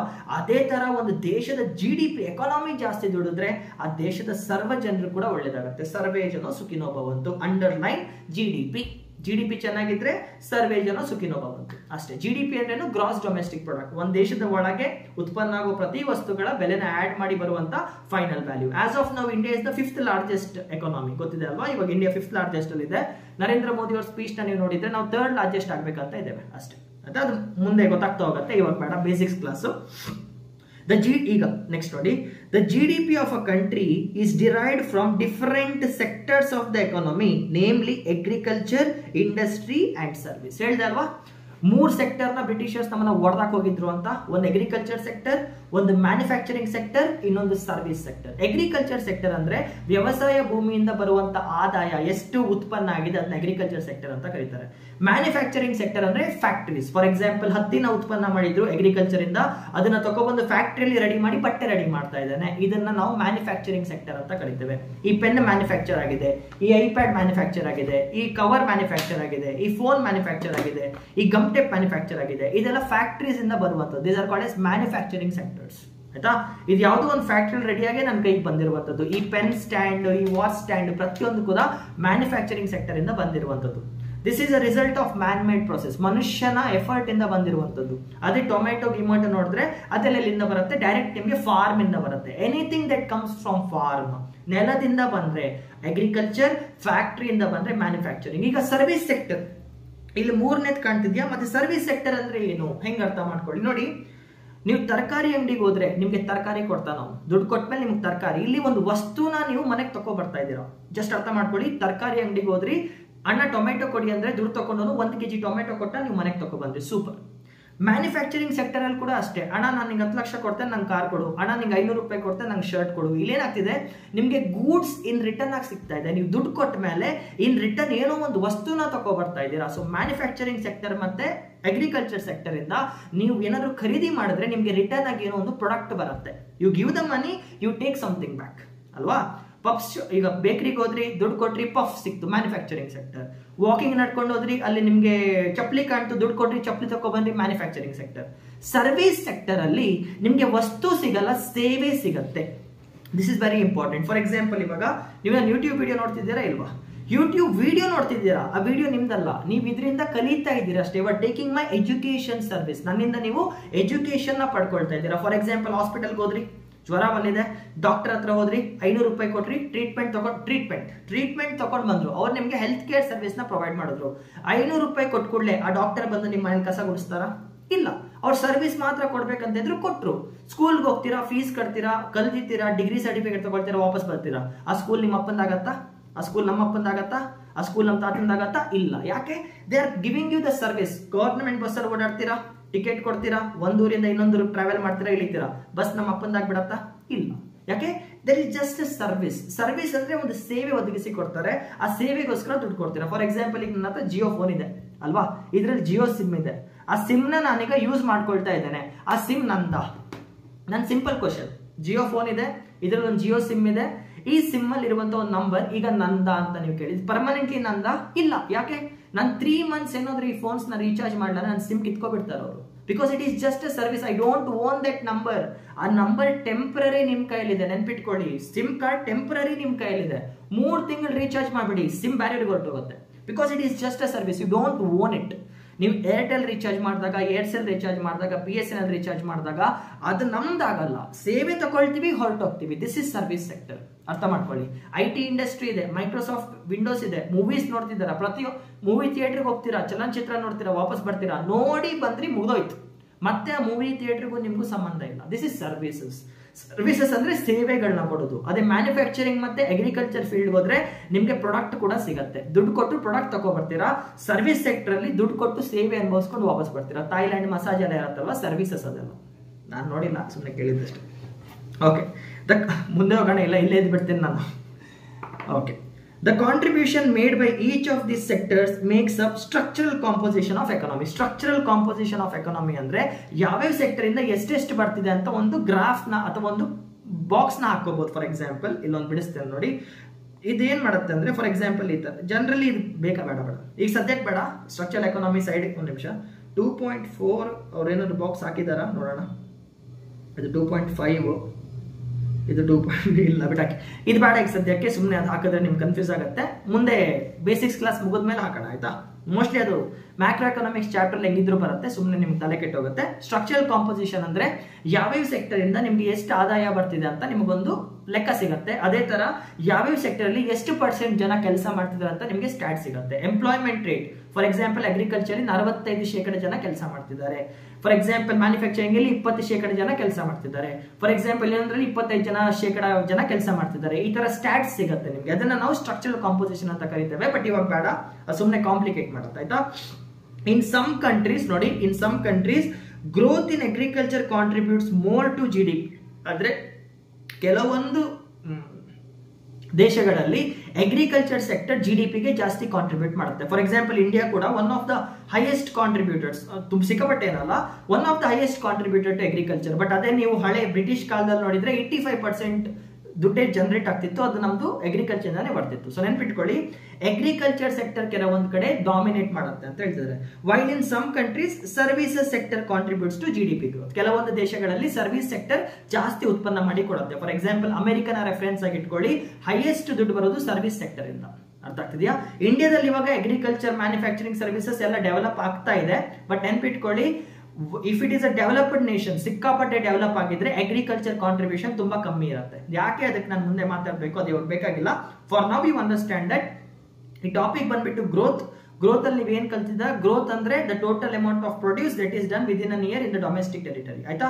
3 ಸೆಕ್ಟರ್ ಇರುತ್ತೆ: agriculture sector, industries or manufacturing sector and service sector. Agriculture ವ್ಯವಸಾಯ ಮಾಡೋದು, ಮ್ಯಾನುಫ್ಯಾಕ್ಚರಿಂಗ್ ಫ್ಯಾಕ್ಟರೀಸ್ ಅಲ್ಲಿ ಕೆಲಸ ಮಾಡೋದು, ಸರ್ವಿಸಸ್ ಅಂದ್ರೆ ಸೇವೆನ ಒದಗಿಸಿಕೊಡೋದು. ಅಷ್ಟೇ, ಆಯ್ತಾ. ಅಂಡ್ ಕೆಲವೊಂದು ದೇಶದಲ್ಲಿ ಅಗ್ರಿಕಲ್ಚರ್ ಸೆಕ್ಟರ್ ಚೆನ್ನಾಗಿ ಕೆಲಸ ಮಾಡುತ್ತೆ, ಕೆಲವೊಂದು ದೇಶದಲ್ಲಿ ಸರ್ವಿಸ್ ಸೆಕ್ಟರ್ ಕೆಲಸ ಮಾಡುತ್ತೆ, ಕೆಲವೊಂದು ದೇಶದಲ್ಲಿ ಮ್ಯಾನುಫ್ಯಾಕ್ಚರಿಂಗ್ ಸೆಕ್ಟರ್ ಕೆಲಸ ಮಾಡುತ್ತೆ. ಭಾರತದಲ್ಲಿ ಈಗ ಯಾವುದು ಡಾಮಿನೇಟಿಂಗ್ ಆಗಿದೆ ಅಂದ್ರೆ ನಾವೀಗ ಸರ್ವಿಸ್ ಸೆಕ್ಟರ್ ಅಲ್ಲಿ ಚೆನ್ನಾಗಿ ಕೆಲಸ ಮಾಡ್ತಿದೆ. Because IT industries is very blooming in India. Bengaluru is IT hub ಆಗಿದೆ, ಹೈದರಾಬಾದ್ IT ಹಬ್ ಆಗಿದೆ, ನೋಯ್ಡಾ IT ಹಬ್ ಆಗಿದೆ, ಐ ಮೀನ್ ಡೆಲ್ಲಿ ಕೂಡ IT ಹಬ್ ಆಗ್ತಾ ಇದೆ ಅಲ್ವಾ. ಮಹಾರಾಷ್ಟ್ರದಲ್ಲಿ ತುಂಬಾ ಇಂಡಸ್ಟ್ರೀಸ್ ಇದೆ. ಸೊ ಇಲ್ಲೇನಾಗ್ತಿದೆ, ನಾವು slow by slow service sector ಕಡೆ ಜಾಸ್ತಿ ಫೋಕಸ್ ಮಾಡ್ತಾ ಇದ್ದೇವೆ. ಮಾಡರ್ನೈಸೇಷನ್ ಹೇಳಿದೆ ಅಲ್ವಾ, ಜವಾಹರ್ಲಾಲ್ ನೆಹರು ಅವರಿಗೆ ಮಾಡರ್ನೈಸೇಷನ್ ತುಂಬಾ ಇಂಪಾರ್ಟೆಂಟ್ ಅಂತ. To increase the production of goods and services, to increase the product of goods and services, the producers have to adopt the new technology. ಬೇಕು ಯಾಕಂದ್ರೆ ನೋಡಿ, ಈಗ ನಾವು ಎತ್ತಿನ ಗಾಡಿನ ಬಳಸ್ಕೊಂಡು ವ್ಯವಸಾಯ ಮಾಡೋದಕ್ಕೂ ಟ್ರ್ಯಾಕ್ಟರ್ನ ಬಳಸ್ಕೊಂಡು ವ್ಯವಸಾಯ ಮಾಡೋದಕ್ಕೂ ತುಂಬಾ ವ್ಯತ್ಯಾಸ ಇದೆ ಅಲ್ವಾ. ಎತ್ತಿನ ಗಾಡಿನ ಮಾಡ್ಕೊಂಡು ವ್ಯವಸಾಯ ಮಾಡಕ್ಕೆ ಓಕೆ, ನೆಲನ ಉಳಕ್ಕೆ 10 ಗಂಟೆ ಆಗತ್ತಂತ ಇಟ್ಕೊಳ್ಳಿ. ಅದೇ ಟ್ರ್ಯಾಕ್ಟರ್ ನಿಮ್ಗೆ 5 ಗಂಟೆಯಲ್ಲಿ ಮಾಡತ್ತಂತ ಇಟ್ಕೊಳ್ಳಿ. Advantage disadvantage. ಎತ್ತಿನ ಗಾಡಿಯಲ್ಲಿ ನಿಮ್ಗೆ ಜ್ವರ ಬಂದಿದೆ, ನಿಮ್ಮನ್ನ 5 ಕಿಲೋಮೀಟರ್ ಟ್ರಾವೆಲ್ ಮಾಡ್ಬೇಕಂತ ಇಟ್ಕೊಳ್ಳಿ. ಬೈಕ್ ಇದೆ 5 ಕಿಲೋಮೀಟರ್ ಟ್ರಾವೆಲ್ ಮಾಡ್ಬೇಕು, ಯಾವ್ದು fast? Modernisation is always a way to progressing ಆಯ್ತಾ. ಮಾಡರ್ನೈಸ್ ನಾವ್ ಎಷ್ಟಾಗ್ತೀವೋ ಅಷ್ಟು ಪ್ರೋಗ್ರೆಸ್ ಮಾಡ್ತೀವಿ ಜೀವನದಲ್ಲಿ, ಇದನ್ನ ಮಾತ್ರ ಬರ್ದಿಟ್ಕೊಳ್ಳಿ ನೀವು ಆಯ್ತಾ. And Jawaharlal Nehru believed in modernisation, ಅದಕ್ಕೆ IITs ನ ಸ್ಥಾಪನೆ ಮಾಡ್ತಾರೆ ಇವರು. ಇಂಡಿಯನ್ ಇನ್ಸ್ಟಿಟ್ಯೂಟ್ ಆಫ್ ಟೆಕ್ನಾಲಜಿ ಅಂತ ಏನ್ ಕರೀತೇವೆ, it's a contribution of JLN only ಆಯ್ತಾ. ಫಾರ್ ಎಕ್ಸಾಂಪಲ್, ಸೂಪರ್ ಅದೇ ಕೊಟ್ಟಿದ್ದಾರೆ. For example, a farmer can increase the output of a farm for using a new seed varieties. ಇದು ಇನ್ನು ನಾನು ಮಾತಾಡಿಲ್ಲ, ಗ್ರೀನ್ ರೆವಲ್ಯೂಷನ್ ಅಲ್ಲಿ ಮಾತಾಡ್ತೇನೆ. ಇಲ್ಲಿ ಏನ್ ಹೇಳ್ತಿದೆ ಅಂದ್ರೆ, ನಾರ್ಮಲ್ ಆಗಿರುವಂತ ಬೀಜಗಳನ್ನ ಬಳಸೋ ಬದಲು ಸೈಂಟಿಫಿಕಲಿ ಪ್ರೂವನ್ ಆಗಿರುವಂತ ಬೀಜಗಳನ್ನ ಬೆಳೆಸಿದ್ರೆ ಜಾಸ್ತಿ ಉತ್ಪನ್ನ ಬರುತ್ತೆ ಅಂತ ಹೇಳ್ತಿದ್ದಾರೆ. ಇದಿದೆ ಹೈ ಈಲ್ಡ್ ವೆರೈಟಿ ಸೀಡ್ಸ್ ನಿಮ್ಗೆ ಸಿಗತ್ತೆ ಇವಾಗ. ಕೆಲವೊಂದ್ ಕಡೆ ನೀವು ನೋಡಿರ್ತೀರಾ, ತೆಂಗಿನ ಮರ 10 ಮೀಟರ್ 20 ಮೀಟರ್ ದೊಡ್ಡದಾಗಿರುತ್ತೆ. ಕೆಲವೊಂದ್ ಕಡೆ ತೆಂಗಿನ ಮರ ಇಷ್ಟೇ ಇರುತ್ತೆ, ನೋಡಿದೀರಾ? ತೆಂಗಿನ ಮರ ಇಷ್ಟೇ ಇರುತ್ತೆ, ಇಷ್ಟೇ ಕೂತ್ಕೊಂಡಿರೋ ಜಾಗದಿಂದ ಇಷ್ಟೇ ಬರುತ್ತೆ ತೆಂಗಿನ ಮರ. ಬಟ್ ಇದ್ರಲ್ಲಿ ಕೂಡ ತೆಂಗು ಬಿಡುತ್ತೆ. ಇದನ್ನ ನಾವೇನಂತ ಕರಿತೇವೆ, ಹೈಬ್ರಿಡ್ ಸೀಡ್ಸ್ ಅಂತ ಕರಿತೇವೆ. ಕೆಲವೊಂದ್ ಕಡೆ ಮಾವಿನ ಮರ ತುಂಬಾ ದೊಡ್ಡದಾಗಿರುತ್ತೆ, ಕೆಲವೊಂದ್ ಕಡೆ ಮಾವಿನ ಮರ ಇಷ್ಟೇ ಇರುತ್ತೆ. ನಿಮ್ ಮಾವು ಇಲ್ಲೇ ಕೈಯಲ್ಲೇ ಸಿಗುತ್ತೆ. ಹೈ ಈಲ್ಡ್ ವೆರೈಟಿ ಸೀಡ್ಸ್ ಅಂದ್ರೆ ಸೈಂಟಿಫಿಕಲಿ ಅಡ್ವಾನ್ಸ್ ಟೆಕ್ನಾಲಜೀಸ್ ಇಂದ ನಾವು ಬೇರೆ ಬೇರೆ ತರ ಬೀಜಗಳನ್ನ ಉತ್ಪನ್ನ ಮಾಡ್ತೇವೆ ಆಯ್ತಾ. ಅದೇ ಅವ್ರು ಹೇಳ್ತಿರೋದು. Okay, scientific seeds. ಆಮೇಲೆ similarly a factory can increase an input by new type of machine. ಇದು ನಿಮಗೆ ಗೊತ್ತಿರುತ್ತೆ. ಫ್ಯಾಕ್ಟ್ರಿಯಲ್ಲಿ ಒಂದು ಮಷಿನ್ ಇಡೋದಕ್ಕೂ ಫ್ಯಾಕ್ಟ್ರಿ 10 ಜನ ಕೆಲಸ ಕಾರ್ಮಿಕರು ಇಡೋದು ಸೇಮ್. 10 ಜನ ಮಾಡುವಂತ ಕೆಲಸನ ಒಂದು ಮಷಿನ್ ಮಾಡ್ಕೊಡುತ್ತೆ ನಿಮ್ಗೆ ಅಲ್ವಾ. 10 ಜನ ಸೇರಿ ಒಂದು ಬಟ್ಟೆ ಹೊಲಿಯೋದು ಮಷಿನ್ ಸಿಂಗಲ್ ಹ್ಯಾಂಡಲ್ ಹೊಲಿಯುತ್ತೆ. ಇವಾಗ ನೀವು IT ಸೆಕ್ಟರ್ ಅಲ್ಲಿ ಇದ್ರೆ ಬೈ ಚಾನ್ಸ್ ಚಾಟ್ GPT ಬಂದಿದೆ ಗೊತ್ತಾ? ಚಾಟ್ GPT ಬಂದಿದೆ. 10 ಜನ ಪ್ರೋಗ್ರಾಮರ್ಸ್ ಟೈಪ್ ಮಾಡೋದನ್ನ ಒಂದು ಸಿಸ್ಟಮ್ ರೆಡಿ ಮಾಡಿ ಕೊಟ್ಬಿಡುತ್ತೆ. Modernisation, automation, artificial intelligence. Tesla car ನೋಡಿದೀರಾ? ಆಟೋಮೆಟಿಕ್ ಹೋಗ್ತಿದೆ ಈಗ, ಡ್ರೈವರೇ ಬೇಡ, ಡ್ರೈವರ್ ಕೆಲಸ ಹೋಯ್ತು. ಅರ್ಥ ಆಗ್ತಿದ್ಯಾ? ಆ ಕಾಲದಲ್ಲಿ ಸೈಬರ್ ಸೆಂಟರ್ ಇತ್ತು, ನಿಮ್ಗೆ ಗೊತ್ತಿರುತ್ತೆ. ಆ ಕಾಲದಲ್ಲಿ ತುಂಬಾ ಸೈಬರ್ ಸೆಂಟರ್ಸ್ ಇತ್ತು. ನಾವು ರಿಸಲ್ಟ್ ನೋಡ್ಬೇಕಂತ ಇದ್ರೆ 10 ರೂಪಾಯಿ ಕೊಟ್ಟು ಸೈಬರ್ ಸೆಂಟರ್ಗೆ ಹೋಗ್ತಿದ್ವಿ. ಇವಾಗ ಫೋನಲ್ಲಿ ಬರ್ತಿದೆ, ಟಕ್ ಗಾನ್, ಸೈಬರ್ ಸೆಂಟರ್ ಡಮಾರ್ ಅಲ್ವಾ. ಆ ಕಾಲದಲ್ಲಿ ಇನ್ನೂ ಹೇಳ್ತಾನೆ, ಇದು ಕ್ರೇಜಿ. ಓಲಾ ಗೊತ್ತಾ? ಊಬರ್ ಗೊತ್ತಾ? ಸ್ವಿಗ್ಗಿ ಗೊತ್ತಾ? ಆ ಕಾಲದಲ್ಲಿ ಊಟ ಮಾಡಕ್ಕೆಲ್ಲ ನಾವು ಎಲ್ಲಿ ಹೋಗ್ತಿದ್ವಿ? ಹೋಟ್ಲಿಗೆ ಹೋಗ್ತಿದ್ವಿ. ಈಗ ಹೋಟ್ಲಲ್ಲಿರೋ ಐಟಮ್ ಮನೆಗೆ ಬರುತ್ತೆ. ಮಾಡರ್ನೈಸೇಷನ್. ಸೊ ಯಾವಾಗ ಮಾಡರ್ನೈಸೇಷನ್ ಬರ್ತಾ ಹೋಗುತ್ತೋ ನಮ್ಮ ಟೈಮ್ ಉಳಿತಾ ಹೋಗುತ್ತೆ, ಪ್ರೊಡಕ್ಷನ್ ತುಂಬಾ ಸೂಪರ್ ಆಗುತ್ತೆ ಅಲ್ವಾ. ಆ ಕಾಲದಲ್ಲಿ ನಿಮ್ಗೆ ಏನಾದ್ರು ವಸ್ತು ತಗೋಬೇಕಂದ್ರೆ ತಂದೆ ತಾಯಿ ಜೊತೆ ಮಾರ್ಕೆಟ್ಗೆ ಹೋಗ್ತಿದ್ರಿ. ಇವಾಗ ಮಾರ್ಕೆಟ್ ಅಮೆಝಾನ್ ಅಲ್ಲಿ ನಿಮ್ ಕೈಯಲ್ಲಿ ಬಂದ್ಬಿಟ್ಟಿದೆ. Modernisation. So whenever there is modernisation, there is always a scope for growth. And 21st ಸೆಂಚುರಿಯಲ್ಲಿ modernisation is an ultimate progress. Okay, modernisation ಅಂದ್ರೆ ಹೊಸ ಟೆಕ್ನಾಲಜಿನ ತಗೊಬಂದು ನಾವು ಅದನ್ನ ಬಳಸ್ಕೊಳ್ಳುವಂಥದ್ದು ಅಷ್ಟೇ. Okay, so adaptation of new technology is called as modernisation. Very simple ಆಗಿ ಅದನ್ನೇ ಇಲ್ಲೂ ಹೇಳಿದ್ದಾರೆ. ಮುಂದೆ ಹೋಗೋಣ. ಹವೆವರ್, ಓಕೆ, ಪ್ರಾಬ್ಲಮ್ ಹೇಳ್ತಿದ್ದಾರೆ. However modernisation does not refer only to use of new technology. ಇದು important. Modernisation only doesn't refer to new technology but change in social output such as recognition that. ಈಗ ಏನ್ ಹೇಳ್ತಿದ್ದಾರೆ ಅಂದ್ರೆ, modernisation ಇಂದ ಬರೀ technology ತಗೊಂಡ್ಬಂದ್ರೆ ಸಾಕಾಗಲ್ಲ, society ಕೂಡ ಬದಲಾಗಬೇಕು, ನಮ್ಮ ಸಮಾಜ ಕೂಡ ಬದಲಾಗಬೇಕು ಅಂತ. ಅದಕ್ಕೆ best example giving same rights to women empowerment ಏನ್ ಹೇಳ್ತೇವೆ. ಈಗ ನೀವು ವೆಸ್ಟರ್ನ್ ಸ್ಟೇಟ್ಸ್ ನೋಡೋದಾದ್ರೆ, ಅಮೆರಿಕ ನೋಡೋದಾದ್ರೆ, ಅಲ್ಲಿ ವೆಸ್ಟರ್ನೈಸೇಷನ್ ಇದೆ, ಅಲ್ಲಿ ವುಮೆನ್ಸ್ಗೆ ಪವರ್ ಇದೆ. ಇಲ್ಲಿ ಕೆಲವೊಂದು ಸ್ಟೇಟ್ಗಳಲ್ಲಿ ಇಂಡಿಯಾದಲ್ಲಿ ವುಮೆನ್ಸ್ನ ಈಗಲೂ ಕೂಡ ಮುಸ್ರೆತಿಕ್ಕಿಟ್ಟಿದ್ದಾರೆ. ಸೊ ಅವ್ರನ್ನ ಕೂಡ ನಾವು ಮುಂದೆ ತಗೊಬರ್ಬೇಕು. Since it is a modernise state. Modernisation ಅಂದ್ರೆ ಹಿಂದೆ ಇರೋದನ್ನ ಮುಂದೆ ತಗೊಬರೋದು ಕೂಡ, ಸೋಷಿಯಲ್ ಅಲ್ಲಿ ಕೂಡ ಮುಂದೆ ತಗೊಬರ್ಬೇಕಂತ ಹೇಳ್ತಾರೆ. ನಾವು ಮಾಡರ್ನ್ ಆಗ್ಬೇಕು. ಮಾಡರ್ನ್ ಅಂದ್ರೆ ಇವಾಗ ಏನಂತಾರೆ, ಬೇಡ ಬಿಡಿ, ಎಕ್ಸಾಂಪಲ್ಸ್ ಎಲ್ಲ ಬೇಡ. ಟ್ರೆಡಿಷನಲ್ ಸೊಸೈಟಿಯಲ್ಲಿ womens are suppose to remain in home ಅಲ್ವಾ. ಹಳೆ ಕಾಲದಲ್ಲಿ ಹೆಣ್ಮಕ್ಳು ಮನೇಲಿ ಇರ್ಬೇಕಂತ ಹೇಳ್ತಿದ್ರು. ಇವಾಗ ಹೆಣ್ಮಕ್ಳು ಬಂದು ಫ್ರೀಯಾಗಿ ಕೆಲಸ ಮಾಡ್ಲಿ ಅಂತ ಹೇಳ್ತಾರೆ. That is modernisation. ಮಾಡರ್ನೈಸೇಷನ್ ಅಂದ್ರೆ ಥಾಟ್ಸ್ ಅಲ್ಲಿ ಕೂಡ ನಾವು ಮಾಡರ್ನ್ ಆಗಿರ್ಬೇಕು. ನಾವು ಮುಂದೆ ಅವಾಗ ಸತಿ ಸಿಸ್ಟಮ್ ಇತ್ತು, ಇವಾಗಿಲ್ಲ. ಅವಾಗ ಡೌರಿ ಇತ್ತು, ಇವಾಗ್ಲೂ ಇದೆ, ಬಟ್ ಅಷ್ಟೊಂದಿಲ್ಲ. ಅಂದ್ರೆ ಟೆಕ್ನಾಲಜಿ ಮುಂದೆ ಹೋಗ್ತಿದ್ದಂಗೆ ನಮ್ಮ ಹಳೆ ಆಲೋಚನೆಗಳು ಕೂಡ ಕಮ್ಮಿ ಆಗ್ತಾ ಆಗ್ತಾ ಆಗ್ತಾ ಆಗ್ತಾ ಮುಂದೆ ಹೋಗ್ಬೇಕಂತ ಹೇಳ್ತಾ ಇದ್ದಾರೆ ಅಷ್ಟೇ. ಓಕೆ, ನೆಕ್ಸ್ಟ್ ಹೋಗೋಣ. A modern society makes use of talents of women in workplace. ಗೊತ್ತಾಗಿರುತ್ತೆ ನಿಮಗೆ ಅದು ಆಲ್ರೆಡಿ. ಇನ್ ಬ್ಯಾಂಕಿಂಗ್ ಸೆಕ್ಟರ್, ಫ್ಯಾಕ್ಟ್ರಿ, ಸ್ಕೂಲ್ಸ್ ಅಲ್ಲಿ ಟೀಚರ್ಸ್ ಹೆಣ್ಮಕ್ಳಾಗಿರ್ಬೇಕು, ಹೆಣ್ಮಕ್ಳು ಮುಂದೆ ಬರಬೇಕು. ಇದೆಲ್ಲ one of the process, one of the thought process ಇದು. ಅಂಡ್ ಮಕ್ಕಳನ್ನ ಚೆನ್ನಾಗಿ ನೋಡ್ಕೋಬೇಕು, ಹೆಲ್ತ್ ಕೇರ್ ಫೆಸಿಲಿಟಿ ಕೊಡಬೇಕು, ಆ ದೇಶದಲ್ಲಿ ಇರುವಂತ ಎಲ್ಲಾ ಫೆಸಿಲಿಟೀಸ್ ನಮ್ಮ ದೇಶಕ್ಕೆ ಬರಬೇಕು. This is modernisation of thought. Modernisation of technology ಒಂದ್ ಕಡೆ, ಮಾಡರ್ನೈಸೇಷನ್ ಆಫ್ ಥಾಟ್ ಕೂಡ ಒಂದ್ ಕಡೆ ಬರುತ್ತೆ. ಓಕೆ, ಅದು ಹೇಳ್ತಿದ್ದಾರೆ. ಅಂಡ್ ನೆಕ್ಸ್ಟ್ ಸೆಲ್ಫ್ ರಿಲಯನ್ಸ್ ಬಗ್ಗೆ ನಾನು ನಿಮ್ಗೆ ಹೇಳ್ಬೇಕಂತ ಇಲ್ಲ. ಆತ್ಮನಿರ್ಭರತೆ ಹೇಳಿದೆ ಅಲ್ವಾ, ತಂದೆ ಹತ್ರ ದುಡ್ಡು ತಗೊಂಡು ಬದುಕೋದಕ್ಕಿಂತ ಸ್ವಂತ ದುಡ್ಡಲ್ಲಿ ಬದುಕೋದಕ್ಕೆ ದಮ್ ಇರುತ್ತೆ ಅಂತ, ಅದೇ ಹೇಳ್ತಿದ್ದಾರೆ. A nation can promote economic growth and modernisation by using its own resources. ನಮ್ಮಲ್ಲಿರುವಂತ ವಸ್ತುಗಳನ್ನ ಬಳಸ್ಕೊಂಡು ನಾವು ಎಕನಾಮಿಕಲಿ ಸ್ಟ್ರಾಂಗ್ ಆಗಬೇಕು ಅಂತ ಹೇಳ್ತಿದ್ದಾರೆ. Or by using resources imported by other nations. ಒಂದು, ನಮ್ಮ ದೇಶದಲ್ಲಿ ಇರುವಂತ ವಸ್ತುಗಳನ್ನ ಬಳಸ್ಕೊಂಡು ಎಕನಾಮಿಕಲಿ ಸ್ಟ್ರಾಂಗ್ ಆಗ್ಬೋದು, ಇಲ್ಲ ಬೇರೆ ದೇಶದಿಂದ ಇಂಪೋರ್ಟ್ ಮಾಡ್ಕೊಂಡು ಸ್ಟ್ರಾಂಗ್ ಆಗ್ಬೋದು. ನಿಮ್ಗೆ ಇದ್ರಲ್ಲಿ ಯಾವ ಸೆಲ್ಫ್ ರಿಲಯಂಟ್ ಅನ್ಸುತ್ತೆ? ನಿಮ್ಮ ಮನೇಲಿ ಅಡಿಗೆ ಮಾಡ್ಕೊಳ್ಳೋದು ಸೆಲ್ಫ್ ರಿಲಯನ್ಸ್, ಪಕ್ಕದ ಮನೇಲಿ ಅಡಿಗೆ ಮಾಡಿ ಅದನ್ನ ತಗೋಬರೋದು ಸೆಲ್ಫ್ ರಿಲಯನ್ಸ್? ನಿಮ್ಗೆ ಏನ್ ಅನ್ಸುತ್ತೆ? ನಮ್ಮ ಮನೇಲಿ ಅಡಿಗೆ ಮಾಡೋದಲ್ವಾ? ಅದೇ ಇಲ್ಲಿ ಹೇಳ್ತಿದ್ದಾರೆ ಆಯ್ತಾ. ದ ಫಸ್ಟ್ 7 5-year plans ನೋಡಿ ಇಲ್ಲಿ, first 7 5-year plans give importance to self reliance. ನೀವು ಅರ್ಥ ಮಾಡ್ಕೋಬಹುದು. ಫಸ್ಟ್ 7 5 35 years ಅಪ್ರಾಕ್ಸಿಮೇಟ್ಲಿ ನಾವು ಆತ್ಮನಿರ್ಭರತೆ ಕಡೆ ಫೋಕಸ್ ಮಾಡ್ತಿದೀವಿ. ಈಗ ನರೇಂದ್ರ ಮೋದಿ ಅವರು ಮೇಕ್ ಇನ್ ಇಂಡಿಯಾ ಅಂತ ಹೇಳ್ತಿದ್ದಾರೆ, ಅದು ನಾವು ಇಂಡಿಪೆಂಡೆಂಟ್ ಆದಾಗಲಿಂದ ಟ್ರೈ ಮಾಡ್ತಾ ಇದ್ದೇವೆ. Yet we didn't achieve it, completely achieve ಮಾಡೋಕ್ಕಾಗಿಲ್ಲ. So make in India, made in India ಎಲ್ಲ ಒಂಥರ ಹೈಪೋಥೆಟಿಕಲ್ ಅದಲ್ಲ, ಅದ್ರಲ್ಲಿ imaginary. Pure make in India ಮಾಡೋಕ್ಕಾಗಲ್ಲ. ಫಾರ್ ಎಕ್ಸಾಂಪಲ್, ಈಗ ಕಾರ್ ಕಂಪ್ನಿ ಬಗ್ಗೆ ಮಾತಾಡ್ರೆ ಟಾಟಾ ಹೇಳ್ತೀರಾ, ನಿಸಾನ್ ಹೇಳ್ತೀರಾ, ನೀವು ಲ್ಯಾಂಬೋರ್ಗಿನಿ ಹೇಳ್ತೀರಾ, ಏನೇನೋ ಒಂದು ಕೆಲಸ ಮಾಡ್ರಪ್ಪ, ನಿಮ್ಮ ಫೋನ್ ಯಾವ ಕಂಪ್ನಿದು? Made in India? Is your phone made in India? Majority is not made in India ಅಲ್ವಾ. ಆತ್ಮನಿರ್ಭರತೆ ಅಂದ್ರೆ ಏನು? ನಮ್ಮ ದೇಶದಲ್ಲಿ ನಾವು ನಮ್ಮ ಕಂಪ್ನಿ ಫೋನ್ಸ್ನ ಬಳಸೋದು ಇದೆಯಾ? ಇಲ್ಲ. This is called A self Reliance. ಅಂದ್ರೆ ಇವಾಗಲೂ ಕೂಡ ನಾವು ಸೆಲ್ಫ್ ರಿಲಯಂಟ್ ಆಗಿಲ್ಲ, ಬೇರೆ ದೇಶದ ಮೇಲೆ ಡಿಪೆಂಡೆಂಟ್ ಆಗಿದ್ದೀವಿ ಅಂತ. ಫಾರ್ ಎಕ್ಸಾಂಪಲ್, ನನ್ನ ಕೈಯಲ್ಲಿರೋ ಐಪ್ಯಾಡ್ ಪೆನ್ ಏನಿದೆ, tusker, it is not an Indian brand. IPad it self is not Indian, ಇದು ಅಮೆರಿಕಾ ಅಲ್ವಾ. ನನ್ ರೆಕಾರ್ಡ್ ಮಾಡ್ತಿರೋ ಫೋನ್ ಏನಿದೆ, ಇದು ಚೈನಾ ಫೋನು. ಈಗ ಇಲ್ಲಿ ಬರುವಂತ ಮ್ಯಾಪ್ಸ್ ಏನಿದೆ, ಅರ್ಧಕ್ಕರ್ಧ ಇಂಡಿಯಾದಲ್ಲಿ ಪ್ರಿಂಟ್ ಕೂಡ ಆಗಲ್ಲ, ಚಾರ್ಜರ್ ಕೂಡ ಇಂಡಿಯನ್ ಅಲ್ಲ, ಈ ಬಲ್ಬ್ ಕೂಡ ಇಂಡಿಯನ್ ಅಲ್ಲ. ಸೊ ಸೆಲ್ಫ್ ರಿಲಯಂಟ್ ಅಂದ್ರೆ ಏನು? ನಾವೇ ಏನೇನ್ ಬೇಕೋ ಅಂತ ಉತ್ಪನ್ನ ಮಾಡ್ಕೊಳ್ಳೋಣ. ಅಟ್ಲೀಸ್ಟ್ ಬೇಸಿಕ್ ನೀಡ್ಸ್ಗೆ ಇನ್ನೊಬ್ಬರ ಮೇಲೆ ಡಿಪೆಂಡ್ ಆಗಬಾರ್ದು ಅಂತ, ಆಯ್ತಾ. ಫಾರ್ ಎಕ್ಸಾಂಪಲ್, ನೀವು ತಂದೆ ಹತ್ರ 10,000 ತಗೊಂಡು ಊಟ ಮಾಡೋದಕ್ಕೂ ನೀವು 2,000 ದುಡ್ಕೊಂಡು ಊಟ ಮಾಡೋದಕ್ಕೂ ತುಂಬಾ ವ್ಯತ್ಯಾಸ ಇರುತ್ತೆ ಅಲ್ವಾ. ತಂದೆ ನಿಮ್ಗೆ 10,000 ಕೊಡ್ತಾರೆ, ನೀವು 2,000 ದುಡಿತಾ ಇದ್ದೀರಾ. ಯಾವ್ದ್ರಲ್ಲಿ ನಿಮ್ಗೆ ಆತ್ಮ ಗೌರವ ಜಾಸ್ತಿ ಇರುತ್ತೆ? ನಿಮ್ 2,000ದಲ್ಲಿ ಇರುತ್ತೆ, ತೃಪ್ತಿ ಇರುತ್ತೆ, ಅದನ್ನೇ ಅವ್ರು ಫೋಕಸ್ ಮಾಡ್ತಿದ್ದು. We have to be self reliant ಅಂತ, ಆಯ್ತಾ. ವಿಚ್ ಮೀನ್ಸ್ ಅವಾಯ್ಡಿಂಗ್, ನೋಡಿ ಇಲ್ಲಿ ಹೇಳ್ತಿದ್ದಾರೆ, avoiding imports of those goods which could be produced in India itself. ಯಾವ್ಯಾವ ವಸ್ತುನ ಭಾರತದಲ್ಲಿ ಉತ್ಪನ್ನ ಮಾಡಬಹುದು, ಅದನ್ನ ಯಾಕೆ ಬೇರೆ ದೇಶದಿಂದ ತರೋದು, ನಮ್ಮನ್ನ ನಾವೇ ಉತ್ಪನ್ನ ಮಾಡ್ಕೊಳ್ಳೋಣ ಅಂತ ಹೇಳ್ತಿದ್ದಾರೆ.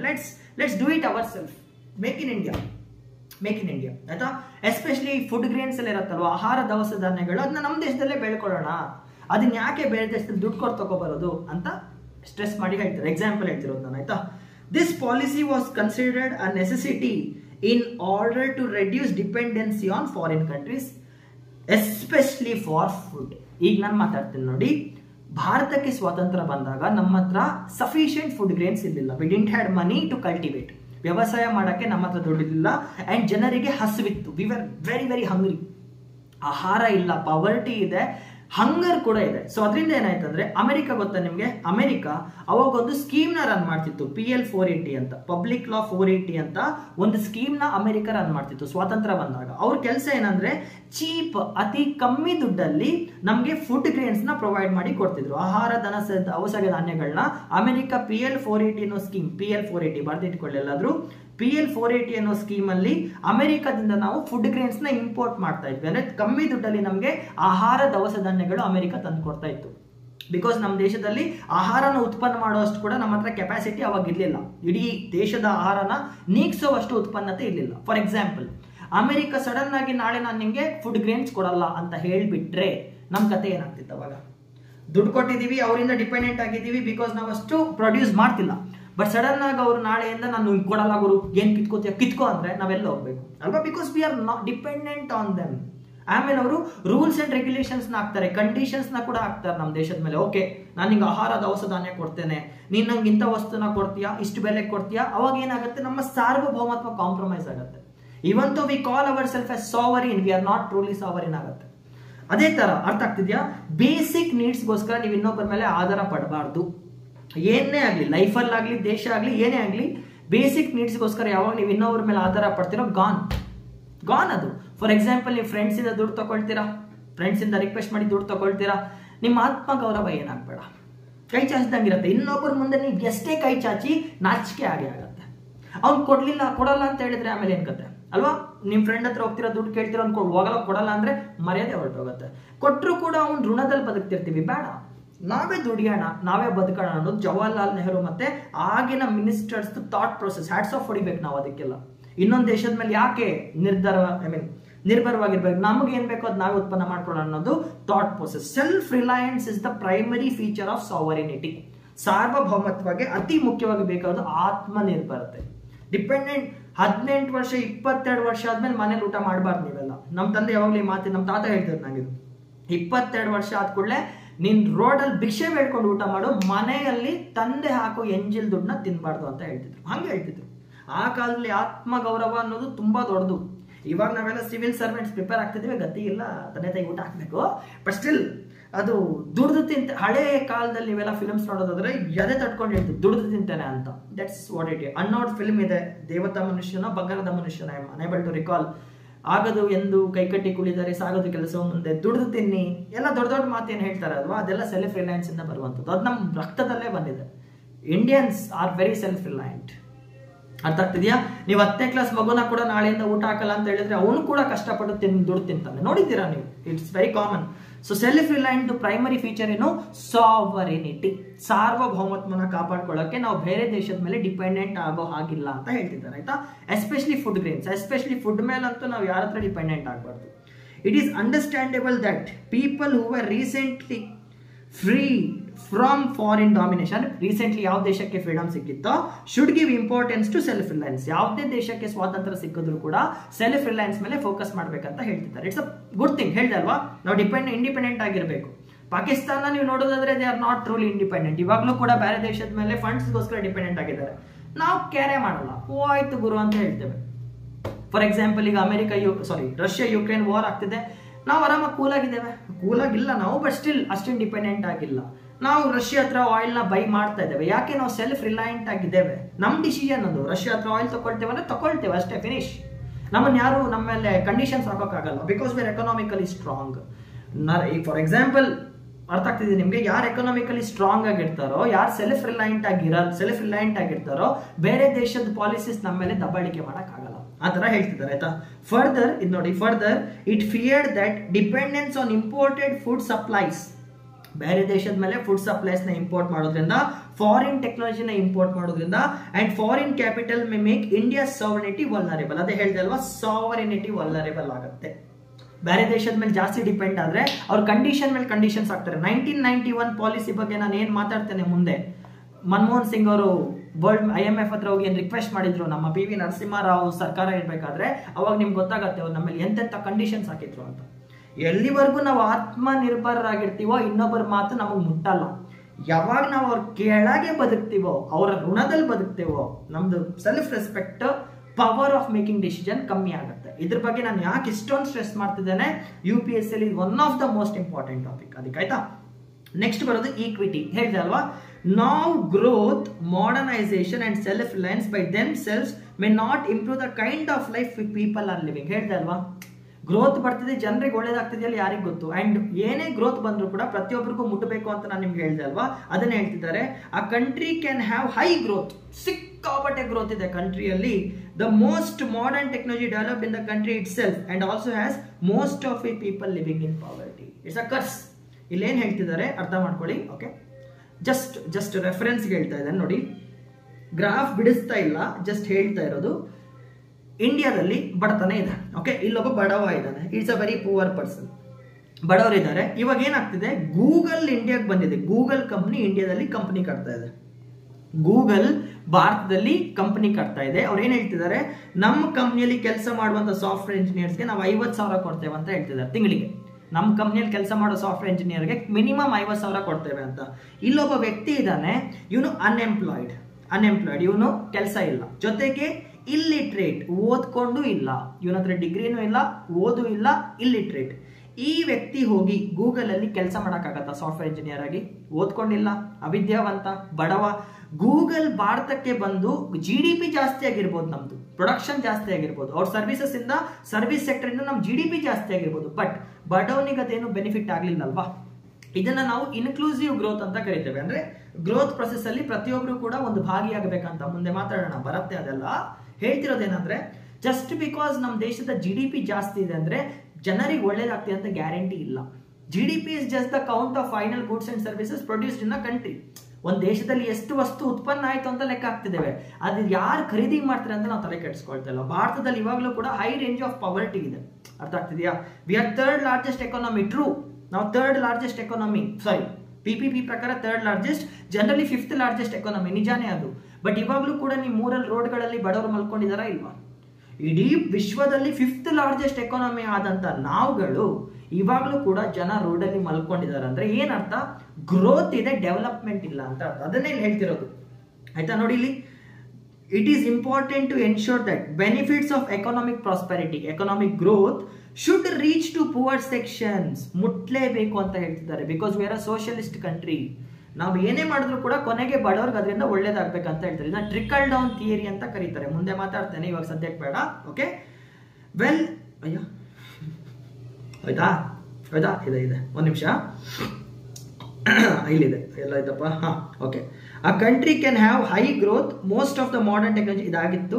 It is important to ensure that benefits of economic prosperity reach the poor sections as well instead of being enjoyed only by rich. ಅದೇ ಹೇಳ್ದೆ ಅಲ್ವಾ, ಎಕನಾಮಿಕ್ ಗ್ರೋತ್ ಏನಿದೆ ಟಾಟಾ ಬಿರ್ಲಾ ಅಂಬಾನಿಗಳು ಮಾತ್ರ ಎಂಜಾಯ್ ಮಾಡಬಾರ್ದು, ಅದು ಕೆಳಗಡೆ ಬಡವರಿಗೆ ಕೂಡ ಮುಟ್ಟಬೇಕಂತ ಹೇಳ್ತಿದ್ದಾರೆ. Rich people will get rich, or poorer becoming rich is the question. Rich will always become rich. ಇಂಡಿಯಾದಲ್ಲಿ ಶ್ರೀಮಂತರೇ ಆಗ್ತಿರ್ತಾರೆ, ಬಡವರು ಶ್ರೀಮಂತರು ಆಗ್ತಿದ್ದಾರೆ ಇಲ್ವಾ ಅನ್ನೋದು ಈಕ್ವಿಟಿ ಕಾನ್ಸೆಪ್ಟ್ ಮಾತಾಡುತ್ತೆ. ಇಟ್ ಈಸ್ ಡೆವಲಪ್ಮೆಂಟಲ್ ಪ್ರಾಸೆಸ್ ಇದೆ, ಆಯ್ತಾ? So in addition to growth, modernization and self-reliance, and equity is also important ಅಂತ ಹೇಳ್ತಿದ್ದಾರೆ. ಅಂದ್ರೆ ಮಾಡರ್ನೈಸೇಷನ್ ತಗೊಬರ್ತಿದೀವಿ, ಗ್ರೋತ್ ಆಗ್ತಿದೆ, ಸೆಲ್ಫ್ ರಿಲಯನ್ಸ್ ಇದೆ, ಓಕೆ, ಬಟ್ ನಮ್ಮ ಜನರು ಕೂಡ ಅದರಿಂದ ಬೆನಿಫಿಟ್ ಮಾಡ್ಕೊಳ್ತಿದಾರಾ ಇಲ್ವಾ ಅಂತ ಇಲ್ಲಿ ಮಾತಾಡ್ತಿದ್ದಾರೆ, ಆಯ್ತಾ? Every Indian should be able to meet, ಇದು important, every Indian should be able to meet his or her basic needs. ಪ್ರತಿಯೊಬ್ರು ಕೂಡ ತಮ್ಮ ದಿನನಿತ್ಯದ ಅನಿವಾರ್ಯಗಳನ್ನ ತಲುಪುವಂತ ಸ್ಥಿತಿಯಲ್ಲಿ ಇರಬೇಕು. ಆಹಾರ, ಫುಡ್ ಆಗಿರ್ಬೋದು, ಡೀಸೆಂಟ್ ಹೌಸ್ ಆಗಿರ್ಬೋದು, ಒಳ್ಳೆ ಊಟ ಸಿಗ್ತಿರ್ಬೇಕು ಅವರಿಗೆ, decent food, high quality 5 star food ಅಲ್ಲ, ಹೊಟ್ಟೆ ತುಂಬುವಷ್ಟು ಆಹಾರ ಸಿಗ್ಬೇಕಂತೆ, ಡೀಸೆಂಟ್ ಮನೆ ಇರ್ಬೇಕಂತೆ. ನೀವು ನೋಡಿರ್ತೀರಾ, ತುಂಬಾ ಜನ ರೋಡಲ್ಲೇ ಮಲಗ್ತಿದ್ದಾರೆ. ಏನ್ ಗವರ್ನಮೆಂಟ್ ಏನ್ ಮಾಡ್ತಿದೆ ಅಂತ ಕೇಳ್ಬೇಕು ನೀವು ಇದನ್ನೆಲ್ಲ. ಎಜುಕೇಶನ್ ಫೆಸಿಲಿಟಿ ಸಿಗ್ಬೇಕು ಮಕ್ಕಳಿಗೆ, and health care, 4 basic needs. ಒಬ್ಬ ಮನುಷ್ಯನ್ಗೆ ಏನ್ ಬೇಕು ಗುರು? ನೆಮ್ಮದಿಯಾಗಿ ಮಲಗಕ್ಕೆ ಒಂದು ಮನೆ ಬೇಕು, ಹೊಟ್ಟೆ ತುಂಬಾ ಅನ್ನ ಬೇಕು, ವಿದ್ಯಾವಂತ ಇರಬೇಕು, ವಿದ್ಯೆ ಇರಬೇಕು, ಒಳ್ಳೆ ಆರೋಗ್ಯ ಇರಬೇಕು, and inequality in distribution of wealth should be reduced. ಅಂದ್ರೆ ಎಲ್ಲರಿಗೂ ಸಮಾನವಾದಂತ ಸ್ಯಾಲರಿ ಸಿಗ್ಬೇಕು. ನೋಡಿ, ನನಗೆ ವಿದ್ಯೆ ಕಲಿಸ್ಕೊಟ್ಟಿದ್ದು ಕನ್ನಡ 10th ಅಲ್ಲಿ 8, 9, 10th ಅಲ್ಲಿ ನಂಗೊಂದು ಸರ್ ಸಿಕ್ಕಿದ್ರು, ಮಧುಕರ್ ಸರ್ ಅಂತ. ನೀವು ಇಂಗ್ಲಿಷ್ ಸ್ಕೂಲಲ್ಲಿ ವ್ಯಾಸಂಗ ಮಾಡ್ತಿದ್ದೆ.